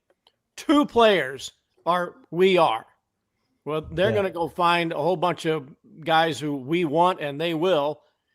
And they're going to, wow, what a stroke of genius it was to bring on Matt Campbell. Guys really want to play for him. No, they want the bag. And and Penn State's going to open up that bag. And so Nebraska is going to have to be prepared, because they're going to go, wow, Penn State just spent $50 or $60 million to help Matt Campbell. Well, I guess that's what we're going to do next year. You do get the cost of living adjustment advantage here, which is good. You should be able to only pay just a little bit more because it goes a little further. Doug in Idaho is in the stream, and people have been asking. It's what I opened the show with too. Like nobody's trying to hide this, Doug. Do you know what happened on the sideline and locker room during the Iowa game? I just saw the footage. Butler's fate. I don't. I'm very interested in that too. Well, Sharpie kind of alluded to it when he was on with us a little bit about the alignment and assignment issue. Sure seemed like there was a disagreement between the defensive coordinator and the head man and other members of the staff about how that Iowa game was played out. I cannot tell you what exactly was said, but that happens on a sideline, that happens in a locker room. They didn't see eye to eye. It gets vicious and pointed on the sidelines between coaches. It gets vicious from time to time between coaches and players. And then on the headset, I mean, it's one of those things where, again, read in between the lines, have some literacy as a fan, like some media literacy. Coaches don't get fired if they see eye to eye and are in perfect lockstep with the head coach. Yeah. Remember why are you doing this on defense right now? We're getting killed. What are we doing? I don't know that that's the conversation, but I imagine maybe that was the conversation. You can read in between the lines. If Butler and Matt Rhule were in perfect lockstep about the vision for the defense and the vision for the future, John Butler would not be out of a job right now. So again, my read on the situation is Rhule and Butler were not in lockstep, and they had disagreements about how that game went down and how the game played out and how John Butler responded to how the things were going throughout the game. It flows downhill. They've scored on 4 of 5 first half possessions. What is going on? Matt, you see the players. What do you want me to do? remember all the coaching tirades when coaches would come up and scream at Tom Osborne? I mean, that happened never. But that goes back to my first comment and what I said yesterday. Who's the leader here? Who's the respected leader in the program? It should be Matt Rhule. And yes, you can have disagreements on the sidelines, but it should not escalate to the point of infringing upon that leadership territory. And if there is the ability to have bickering and bitching and whatever amongst your coaches, and your players see that, and the other coaches feel like they can have these public disagreements, and then get into it with the head coach. It's like, who's in charge here? Yeah, you can't have that appearance in reality of losing control, Bill. Right. And then if you say this is a player-led program, well, okay, now you can't have players going to your coaches and bitch and moan and complain. You can have some disagreements, but if the players feel like they are at the table, and the assistant coaches feel like everybody has a say, they should have that. I'm not disrespecting that, but to feel as though you can have these kind of public spats with the head coach, and it seems territorial. It seems to me that maybe there is a leadership issue that needs to be addressed as to who is the person in charge, and you got to know what lane you're in and how far you can stray over to the yellow line before you cross it. Bill, it's such an important point. I know this is one more thing, extended here, but That's exactly it. You think of the situation on defense. So one, you got Matt Rule, who's naturally just he gravitates that way and he's interested in defense, right? And you know that him and Tony White even had a few kind of issues on, exactly what should happen on defense Staff and why, meetings. right? Tony White kind of got sick of it and bailed, right? He's just like, that's ridiculous. So now you elevate Butler and you bring in Phil Snow. So if you're John Butler, right, so one, you want to try to put in your own kind of style of defense that you've probably been conjuring up in your head for a million years, right? As you've been toiling away as a defensive backs coach in the NFL, like you have your principles and your ideas of what you want to do, yet you inherit this defense that Tony White left over, that Rule kind of wants to keep. And let's bring in Phil Snow too, because Phil's a guy I trust on defense. I don't think Butler had a chance to succeed. Who knows if he could have? Yeah, who knows if he could have, right? But that's a weird situation to be in, right? That's sort of having like a supervisor, plus your supervisor's supervisor is kind of up in your business. And then as you get towards the end of the year in November, pressure ramps up naturally, competition level ramps up naturally. You got Rule going home to Penn State. There's a lot happening, and it does take a certain amount of leadership and composure. I don't think that was just a good situation, period, for whoever that defensive coordinator was going to be. How many? And I think the next guy needs to have some autonomy, similar to what Dana Holgerson's been able to have, which I don't love necessarily what Nebraska is doing offensively right now, but I don't think there's a question about who's calling the shots on offense. At least it simplifies it from that perspective. How many places have a concierge, right, to the side over a defensive coordinator, another voice that may have some authority over the defensive coordinator while there's still a head coach? Nebraska's got to be it. And I think Phil Snow's a good defensive coach, and there's some comfort with Matt Rule to have Phil Snow. But if you're the guy in charge of the defensive side of the football, that can't be easy, but you got to sign up for it. You know what you're signing up for too. That's how Matt wants to roll, and see if they roll that way moving forward. Is there always going to be this consultant on payroll overseeing what you're doing? We had 4 sets of eyes on you as the defensive coordinator at Nebraska. And you are the one, and you've got that Phil Snow who's helping or overseeing or whatever he's doing with the defense. And if you're that defensive coordinator, John Butler, and you know that whatever you're doing is being observed and it's going back to the head coach. I don't think all 3 of those guys were in the room at the same time. Mm-hmm. This is what we're doing defensively. And this is what I'm seeing John do with the defense. Just want to let you know. And if you're Butler, do you trust that? Is everybody on that page? And for Vince Karras or whomever takes over the DC role, there's probably got to be questions that you ask, say, how involved is your mentor here? Yeah, exactly. How in the weeds? Exactly. Right. Is it my defense, or am I running the defense? And Phil Snow is going to you to tell you what we're doing to see if you approve or not.